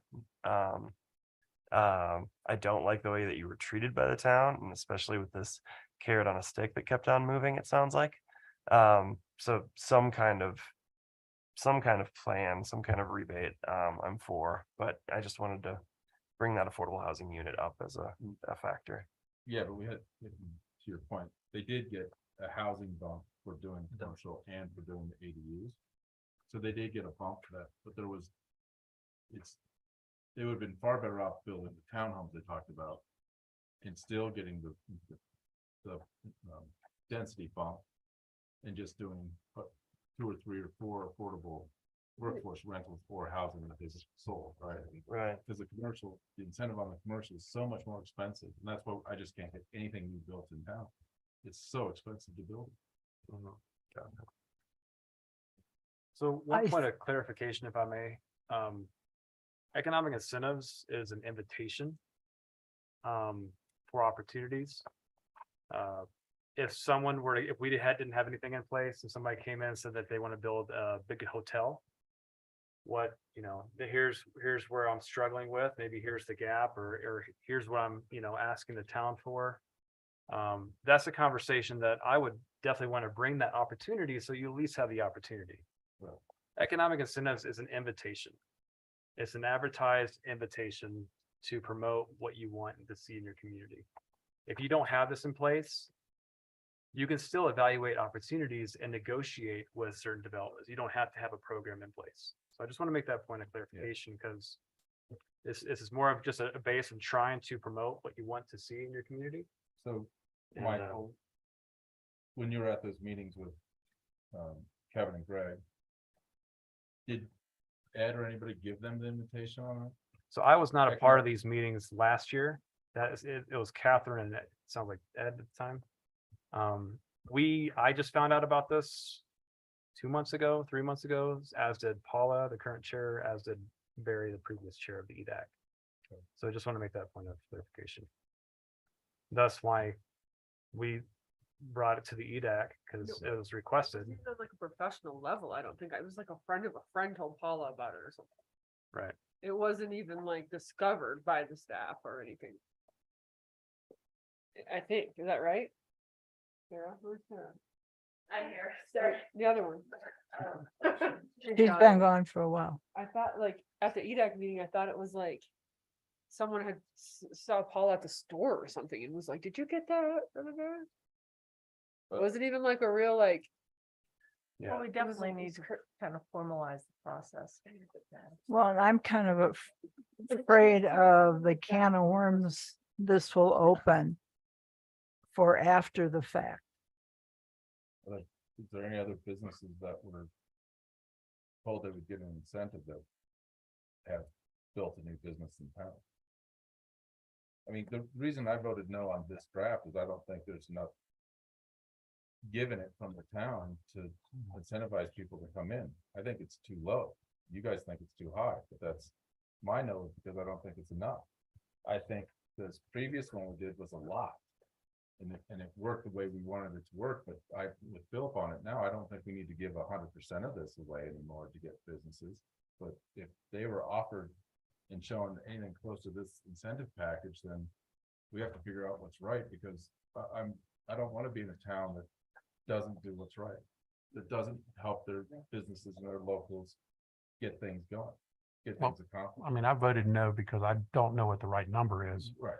But these guys were nothing in writing, right? But sort of promised and strung along for a long time, and they assumed that they were going to get an economic incentive, and now it's being pulled out from underneath them potentially, right? So I think the right thing to do is provide something, whether it's what's in this draft or not, I don't know. But So what they've requested was what was in our draft, those two simple things, right? It was. They're just looking for the 100% municipal sales tax rebate. Isn't it? But that's not 75%? necessarily just for your business owner. Yeah, it's taken right out of that. Brian, Okay. clarification. The letter in the packet was a previous version that they had written based on a previous version of that. The paper copy that I just gave you. Yeah, is the current one. It's the same 2 bullet points as what was on that policy. Right. Oh. And this is the current. Correct. request. Yeah. So I think that this is what they've asked for, and I think that's very reasonable. Well, you voted yes on the previous. I know I did, and of course I do. Reasonable. But this is what they're asking for, and if this, Your ideals. oh, well, if this helps them feel like we're doing our part, because clearly we have not in the past, anyway. so this second one, it says it was adopted by the town board February 6, 2019. Or 2019. I think this is these don't have page numbers on, and they're So right. And Was it this adopted in 17 or 19? 17, Well, this says 19. there was nothing adopted. in Previous 19. policy was adopted in 17 and it expired in 19. This right here says it was adopted in 19. It was, February. extended. That was a year. I mean, all the other dates in that letter reference. I don't know where this came from. It looks like official Fraser letterhead, but it. That's the old logo. Well, no, but look. It's the current logo. Current, not. That you like. I don't. Did you guys notice the Fraser Rivers in that one? Not the Fraser River. That's St. Louis Creek. Fraser River. That's by the. That's right at the bottom of my chainsaw. I mean, my husband designed it, I know. There should be a beaver in there. Okay. Or moose or long mountains. Right, right. It's getting all those out. Yeah. Is there a resolution on where's the resolution? Let's see. Yeah, there's no. So should can I make a suggestion? So Yes. why don't we put this one on hold until we find out what we're gonna do with the other one as well? Well, because they've got people renting this month.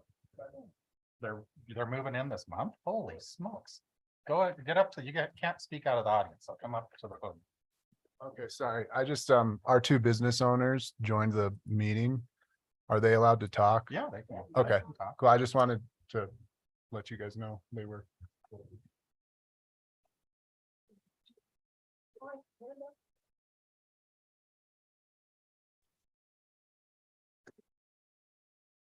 Hi, I think hi. I'm Olivia. I'm the owner of Simple Coffee. Thanks so much for letting us have a couple. Olivia. Hello. So she's talking, but Oh, Olivia, we can't hear you. mm, No, you just muted again, it looks like.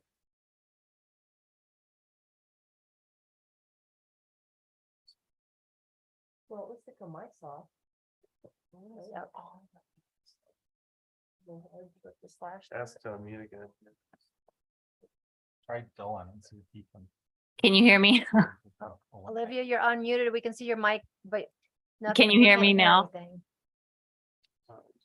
Can you hear me? Try Dylan, please, and then we can eliminate if it's us. Hello.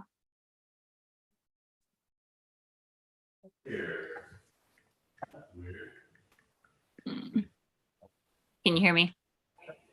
Dylan, did you want to speak? Hello? Can you guys hear us? Because we can hear Olivia. I can't. You can hear me? Yeah, Yeah, Olivia, we can them. hear you. Okay, I can hear now. I don't know why it wasn't working before. I don't know that they can hear us though. I can hear you. Ridiculous. Oh my goodness, it's way too complicated. You have to come in here and I don't think they can hear us. see your face. That's them. and say It's something. not They us. can- it's them. More people participate. I can hear somebody saying something. I'm this week Oh, politician, but technology. You gotta go to your face to say. Can you hear me? Oh, kinda. My goodness. Maybe. Yay, there you are. Which one, me? we can hear you now. We can hear you. Okay, you can hear Olivia. Somebody saying something. Okay, well, how about we let Olivia speak first and then we can let the Christian speak. Okay, as long as everybody can hear me, I can't really hear myself, but it's okay to speak. Maybe mute Dylan in the meantime. Okay, you can hear Olivia? Yeah. Okay, if everybody can hear me? Yep. Okay, Yes.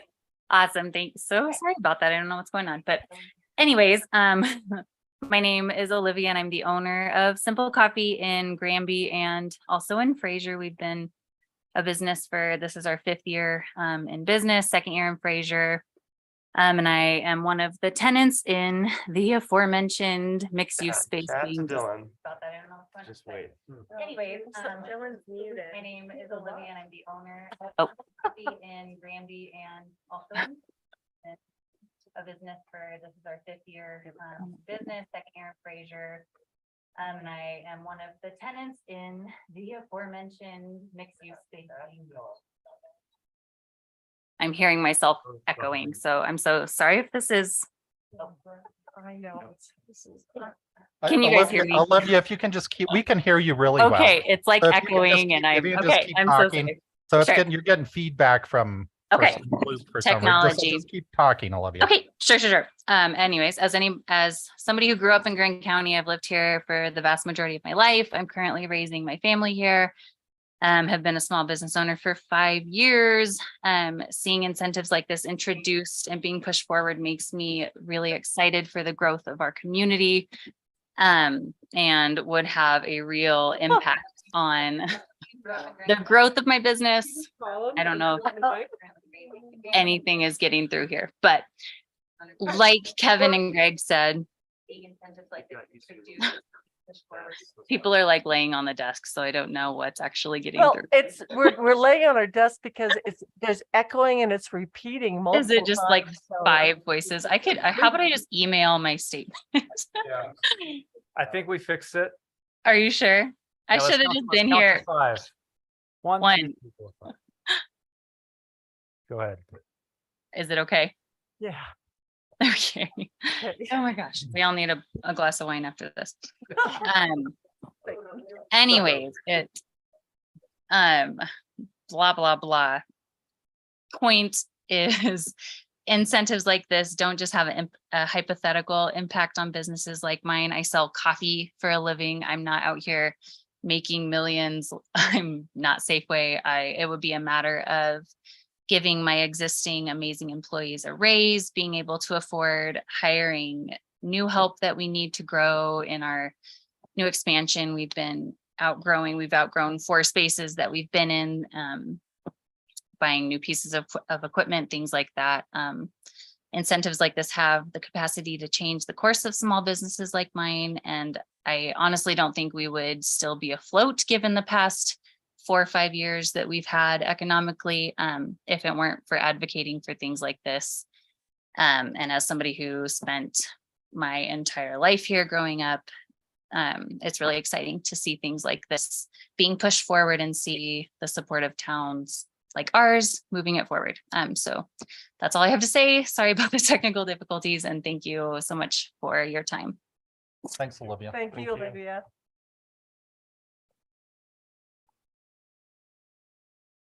All right, Dylan. Hello. Hello, hi, we can hear you, Dylan. Hey, this is Dylan Christensen. I'm opening the Birdie Lounge with my family. I just wanted to say that I agree with everything Olivia said. I think it's important to get these incentives back to tenants, but I don't think developers would be here if there wasn't something available for them. And yeah, that's really all I have to say. Thanks. Thanks, Don. Thanks, Don. I want to hear what they say. Clark Lipscomb. I think you should go back to the incentive that was in place previously, that Vicious Cycles has and Barry has, and that we spent a whole lot of time and a lot of study on, and that's defined, that had specificity, that didn't have discretion, completely legal.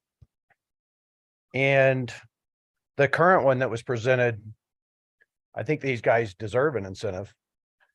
But I don't think you're going to, in the current environment with higher cost and lesser business, attract anyone building new buildings. You can't, these businesses can't financially sustain and support the cost of building those buildings. That's why we did the incentive we did before. I had an incentive, it got revoked by the town. Revoked. I'll send you the letter, Eileen, while you sit there and shake your head. You probably didn't get it because your staff didn't send you half the stuff.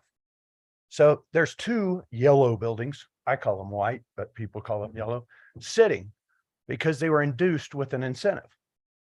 And then it was revoked by the town of Fraser, West Lebanchi.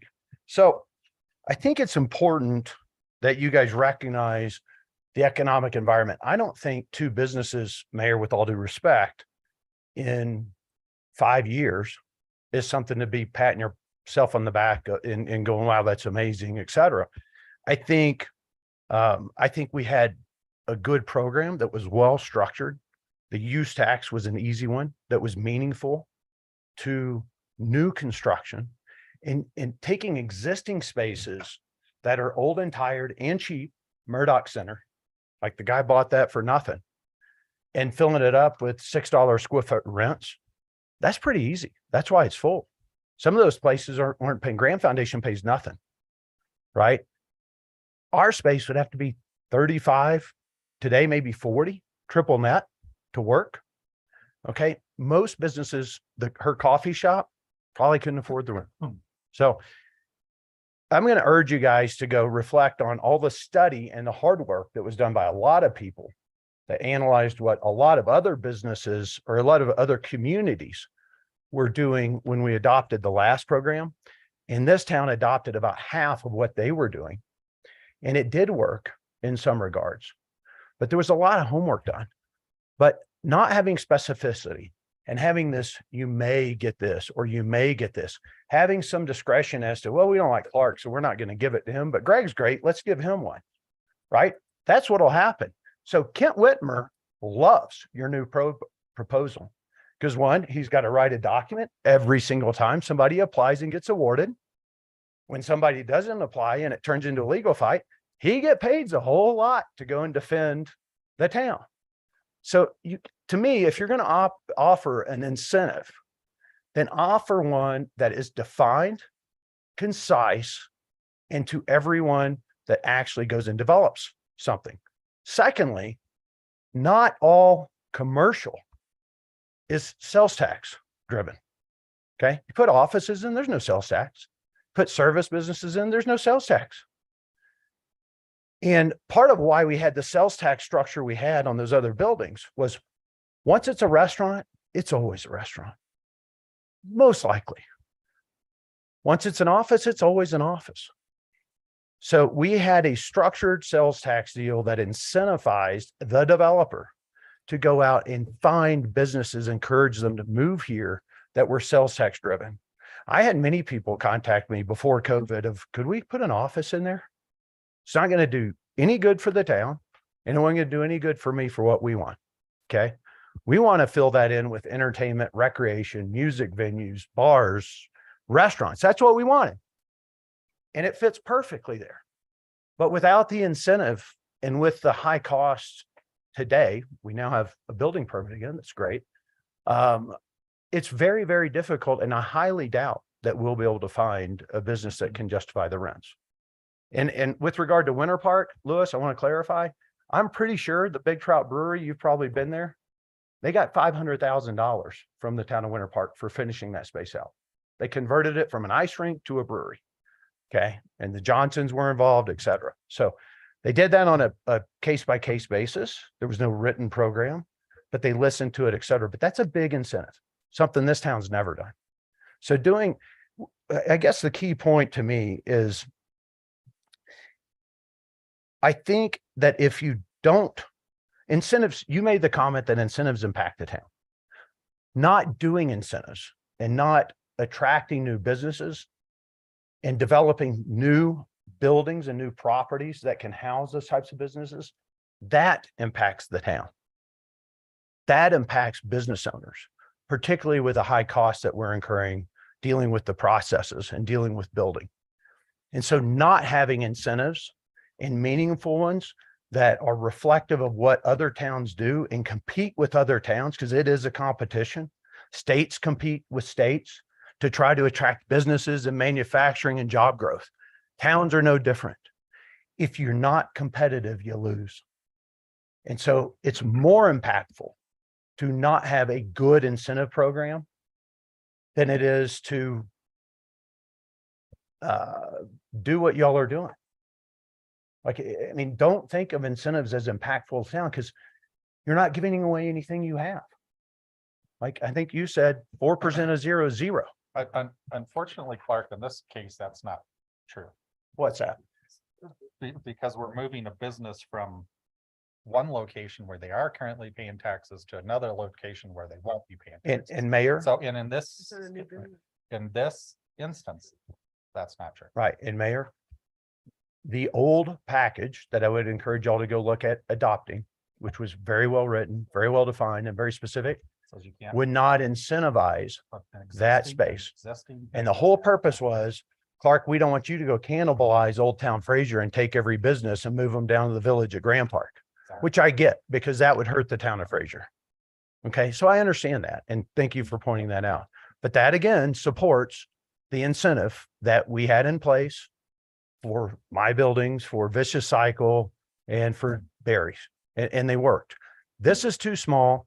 And what you're not reflecting on is costs haven't come down. They've gone the other way. They've gone the other way, guys. Okay. It's Bidenflation, Bidenomics. It is what it is. The costs have gone the other way and your incentive package is going the wrong way. Okay. They're diverging. Give it a few months. And we need to bring it together. We need to get back to kind of that competitive level and doing the studying But if you do anything, just make it consistent across the board and not discretionary and arbitrary. That's not fair. Thank you. Okay. Thank you, Clark. Board, any other discussion? Well, like I said before, I think they're owed some kind of incentive package, and I think what they've asked for is pretty reasonable based on what they could have asked for. Not being part of the conversation, so Coast League could have asked for the 2017 incentive package and said, hey, that's what we were promised up until that we weren't promised that, and they've come back and asked for if I'm correct, it's the 2 bullet points here on the sheet. An annual rebate of 100% of the 4% municipal sales tax for 5 years with no cap to the business owner. And the second one is payment of water and wastewater plant investment fees to be distributed evenly over 2 years, reflected on the property's owner's utility bill. Are those the 2 that you guys want? Yeah, we previously sent our letter and asked for everything on the old one, but we worked with the EDAC and said, hey, and I think, Michael, you brought up the point that some of those aren't legal for building owners or can't be legal. So we worked with EDAC to shave it down to what we thought EDAC recommended and approved.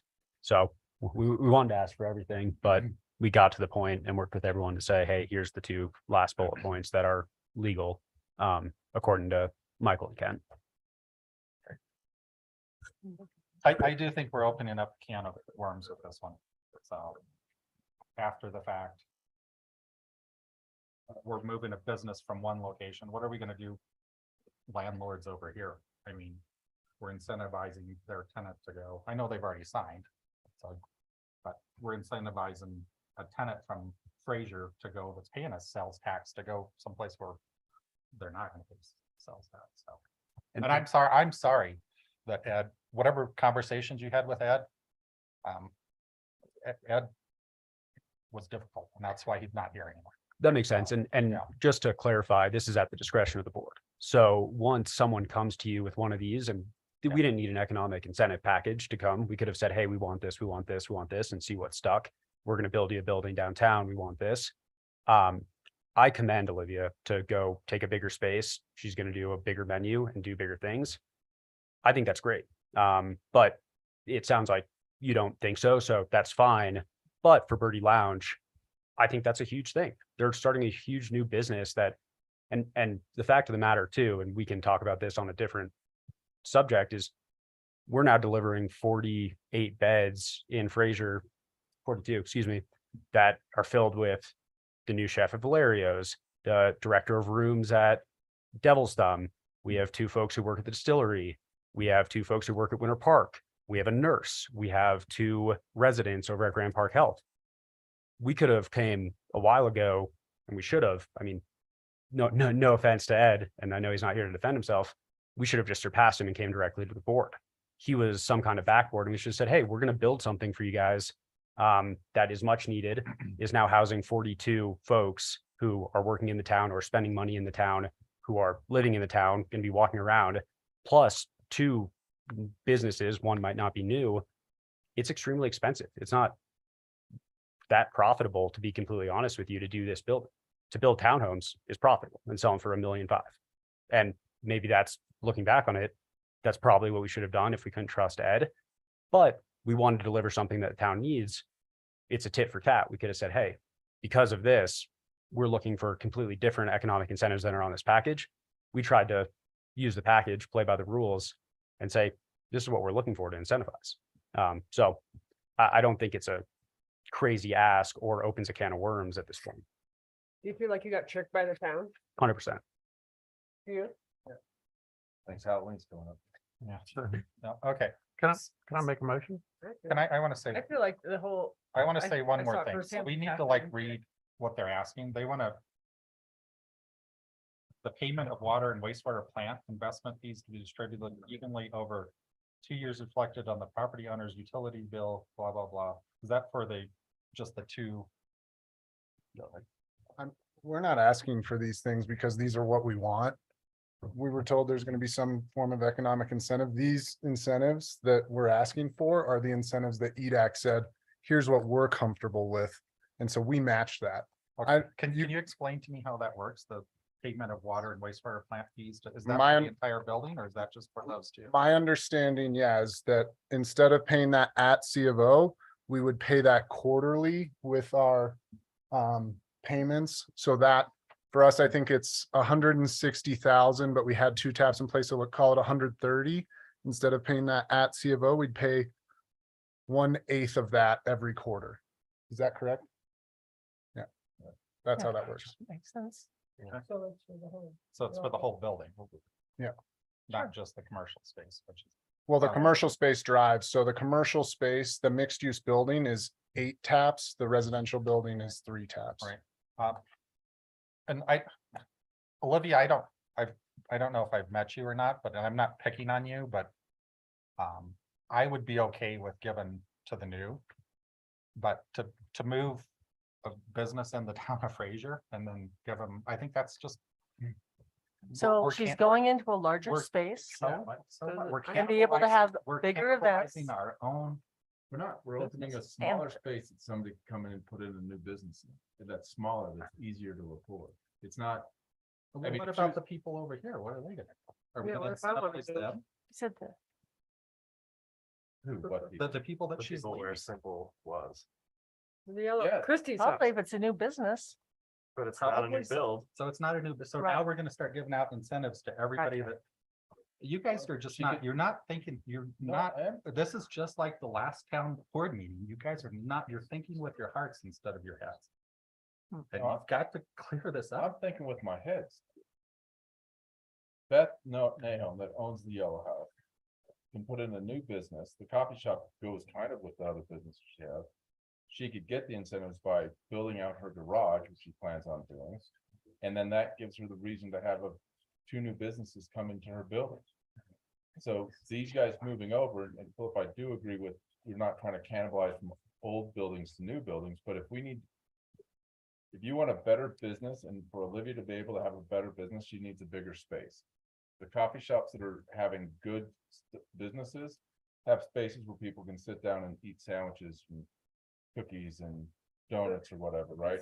I think that it's a much better place. If I was her, I'd be happy to move into that space right. over there because the yellow building has 0 visibility. Right. And I Fine, don't, fine. I personally would never have moved a coffee place in there, so. Anyhow. So there's other businesses. Somebody want to make a Olivia wants motion? to talk, Yeah, I think. I would, Wait, I was gonna let's make a let- motion. let's let Whenever- Olivia, go ahead and unmute Olivia. What? I'm sorry. Huh? Does she? Oh, You hear me again? Are we Yes. gonna have the same issue? It's okay. Yep, go for it. Okay, yeah, I mean, you hit the head on the nail that we've been in the Yellow House for 2 years and every single day I hear, oh, how long have you been here? I didn't even know you were here. Help me, like nobody, if we don't have highway visibility, we have nothing. That's why our Granby shop is so successful because we're right there on the highway. We have, constant drive-through access, constant people. When I signed the lease with Kevin and Greg, I had no idea that this economic package was even a thing. I was only interested because of the increased square footage, the fact that we only have the capacity for like 5 tables in the Yellow House. We don't have the, promised capacity for remodeling that space. I don't really have any control over where anything is going in there. There's just not the room for growth that we need. So this just kind of felt like a no-brainer. And then with the knowledge of the incentive package, obviously that is great incentive for me to be in there, but it has nothing to do with why I wanted to be in there in the first place. Thank you. That's all. Yeah, thank you. Somebody want to make a motion? yes, I would like to make a motion to approve their request for these 2 bullet points that Parnell read earlier. Provide the incentive for the businesses that we're requiring on the ground floor. Second. Any further discussion? Roll call? Circumventic, aye. Cornell Quinn, I. Souls, I. Fisher, I. Gregory, I. Vandernail, nay. Motion carries. 5-0. Okay. Guys, set yourselves up for trouble in the future, guaranteed. Yeah. We'll see. That'll be. I'm moving into my other address in my own building tomorrow. Yeah. What? Instead of moving into my other address in my own building. There you go. No shit, Tomorrow. I'm moving too. I'm gonna move, and then I'm gonna come in and ask for incentives, could and then do I'm gonna that. sue you guys when you don't give it. You have to go to New Jersey. Thank you, fellas. See ya.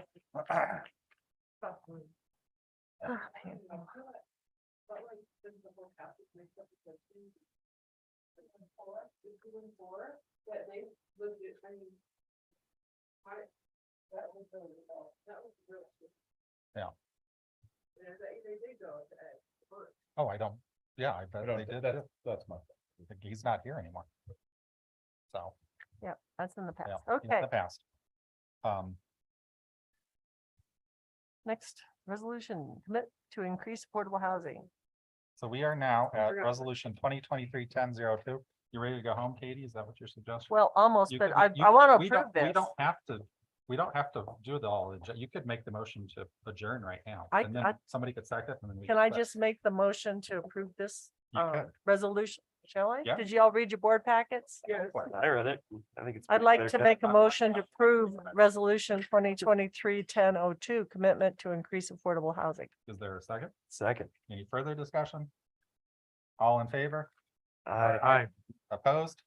Thank you. Next is resolution Good job, Sarah. 2023 presentation 1003, contract with Conroy, and I think this can be the same. Because everybody should have read. Yeah. I would hope that somebody can just do a motion and make this happen. Make a motion. I move to approve resolution 2023-1003, contract with Conroy Lions Ponds Bathroom Utility Infrastructure. Second, Any further discussion? What is the total cost of this bathroom? Millions of freaking dollars. Unbelievable. Unbelievable. We only paying like We have 300,000. foundation. Yes, they say. We got How grants. about that gold throne that Trump has? That doesn't even compare to this. thing. Why is it So- so expensive? But The- we're in the there, we're gonna alternative get her is to have to. a It's happening. structure there without utilities. That's Yeah. just a dead structure. That's the alternative. Okay, Yeah. all in favor? Aye. Opposed? Thanks, Paul. Presentation, Paul. Okay, Next is Fraser's letter Why am of I- opposition to modifying transportation planning region boundaries. This is also a no-brainer, Michael. You don't need to, I can spend a lot of time on it. we don't need to spend any time as far as I'm concerned. Can we make a motion? I move to approve Fraser letter of opposition to modifying transportation planning region boundaries. second. Any further discussion? Louis, you got anything? Nope. Good, excellent. All in favor? Aye. Aye. You said that- Opposed? Thank you. Next is, we still have an executive session, so I'm trying to update. Guys. So if you got very We'll have Sure. one quick update. I would 30 like seconds. the board to start considering and possibly getting rid of baseline as our Oh, yeah. planning commission, as we have Garrett that's here, we have Paul that can help them out, we have Sarah and Michael that can help them with anything that they need. I think there's been enough proof that baseline is dropped the ball, and we have 4 or 5 developers that will not develop in Fraser anymore because of baseline. So I know Michael is against this, but I think Garrett is up to it. I'm reading Garrett's face. How's your? It's a good time of year. Trying to be Like- deadpan. Is he penning his I resignation? don't know if we can make motions ready? about staff. No, or not how we do now. that, but I won't I'd make a like to see motion that. So I'm not sure how that works. Like, I don't know if we can fire the, We had to approve the It's, contract. it's a staff. or if it's, It's, I'm in 100% in agreement with it. Baseline has got to go. End of discussion. I So- think we can't do it Yeah, we tonight. can. Well, not tonight. No, that's what, no, Yeah, I we can't Maybe do it discuss- tonight. Discussing it and having a plan for how we The approach. plan is they suck and Yeah. they need to go. We need, it's gonna create some type of a black hole. oh, We need to discuss the strategy so we have sustainable planning. We need a Not- transition plan. We can't Right. just- I only got 7 months left. Mike, Well, but the transition plan, he's had. They've Garrett's got it had for a it 2 year. months. 2 months. All right, okay, but had. Get ready, Garrett. Let me They're just help gone. you out. Yeah. Had Catherine stayed on and we found Garrett didn't right want it. away, Garrett would have gotten 2 months and he Catherine would have moved on, right? Okay, let's bring this back to the next Yeah, meeting. let's bring it back. Bring it back. And it is a staff, it's the manager's job to Well, we had to approve the advise. us on contract, them so. now. True. That's why I'm Table bringing it that. up at the meeting. Well, that we do, the only person we can fire is the manager, Yeah. And, so. and because I don't think we want to fire him tonight, No, I like maybe that. we should, I'm can not- we? Not what I was This your suggesting at all. evaluation is on there the any next other up- agenda, is because there- I have an I'm out of update. town the next week. I have an What's update that? too. I'm out of town next week. Let's go. Okay. Just from the last meeting, with Eric Fields, the US Forest Service update. I drove up Corona Pass Road and they haven't done a thing. It is horrible. Yeah. He said they improved 10 miles of it. Yeah, that's not town of Fraser. Well, but it's Grand County. I'm It was just up saying- there. I'm just saying, I we're I'm not- just we're for- not gonna for the go. record, I Right. corrected Okay, that what he said was not accurate. right. What you think is improved and what they think. is Right. improved. Is there any other updates? I have one. Put out some orange cones. Katie's got an update. I have an update. I just really wanted to thank Brad Rome for his work on Byers Avenue and all the projects that Conroy's doing.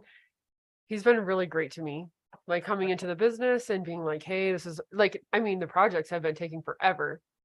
But he's been really good about coming and telling me what's going on. You know, I called him when I saw the loaders were going down the alley the other day, and I was like, bro, like, no, pick one. You're not going down, taking Byers and my alley too. No, because I'm like waiting at the end and their loaders are coming. I had it. So I had to call him and he's like, oh, okay, let me call and see what I can do. Like, he's just been really great. I just wanted to commend him. Thank you. Brad Rome, That's Brad awesome. Rome. Thank you. What, That whole project. he did a good Brad job. Rome. Quick update, Mill Apartments is now leasing and people are moving in. We are still, as of yesterday, at 345, 20 units not committed. What? Okay. So there should be an article in the paper. We've been working with the newspaper. It's still the lower. There's a couple of hires, but it's the majority of the lower. Okay. But we have COs, not completely, but we'll have the final CO. We'll have 12 more this week, 12 more next week, and then we're done. And people are actually moving in. So I wanted y'all to know that. So, Excellent. yeah. Awesome. and if you hear of anybody having any issues, they're welcome to contact my office and then we'll work with them and the management and the different companies that do the application. It's a very complicated application process. Tanya, Very, I very. hear they're complicated. talking to the guy next door, so. should be Yeah. fine. Okay. I was gonna go over and have a drink with him You after should, this meeting. you What are you should. talking Okay, about? any other quick updates? That's great news, Clark. No? That's all I had. Fun with Okay. this. Okay. Can somebody make a I motion? move to enter into an executive session for the discussion of personnel matter under CRS section 46402 and not involving any specific employees who have requested discussion of the matter in open session regarding town manager review to include town manager Michael Brack. There a second? Second. All in favor? Any further discussion? All in favor? Aye. Opposed? For anybody in the public, we will not be returning after the executive session. Thank you.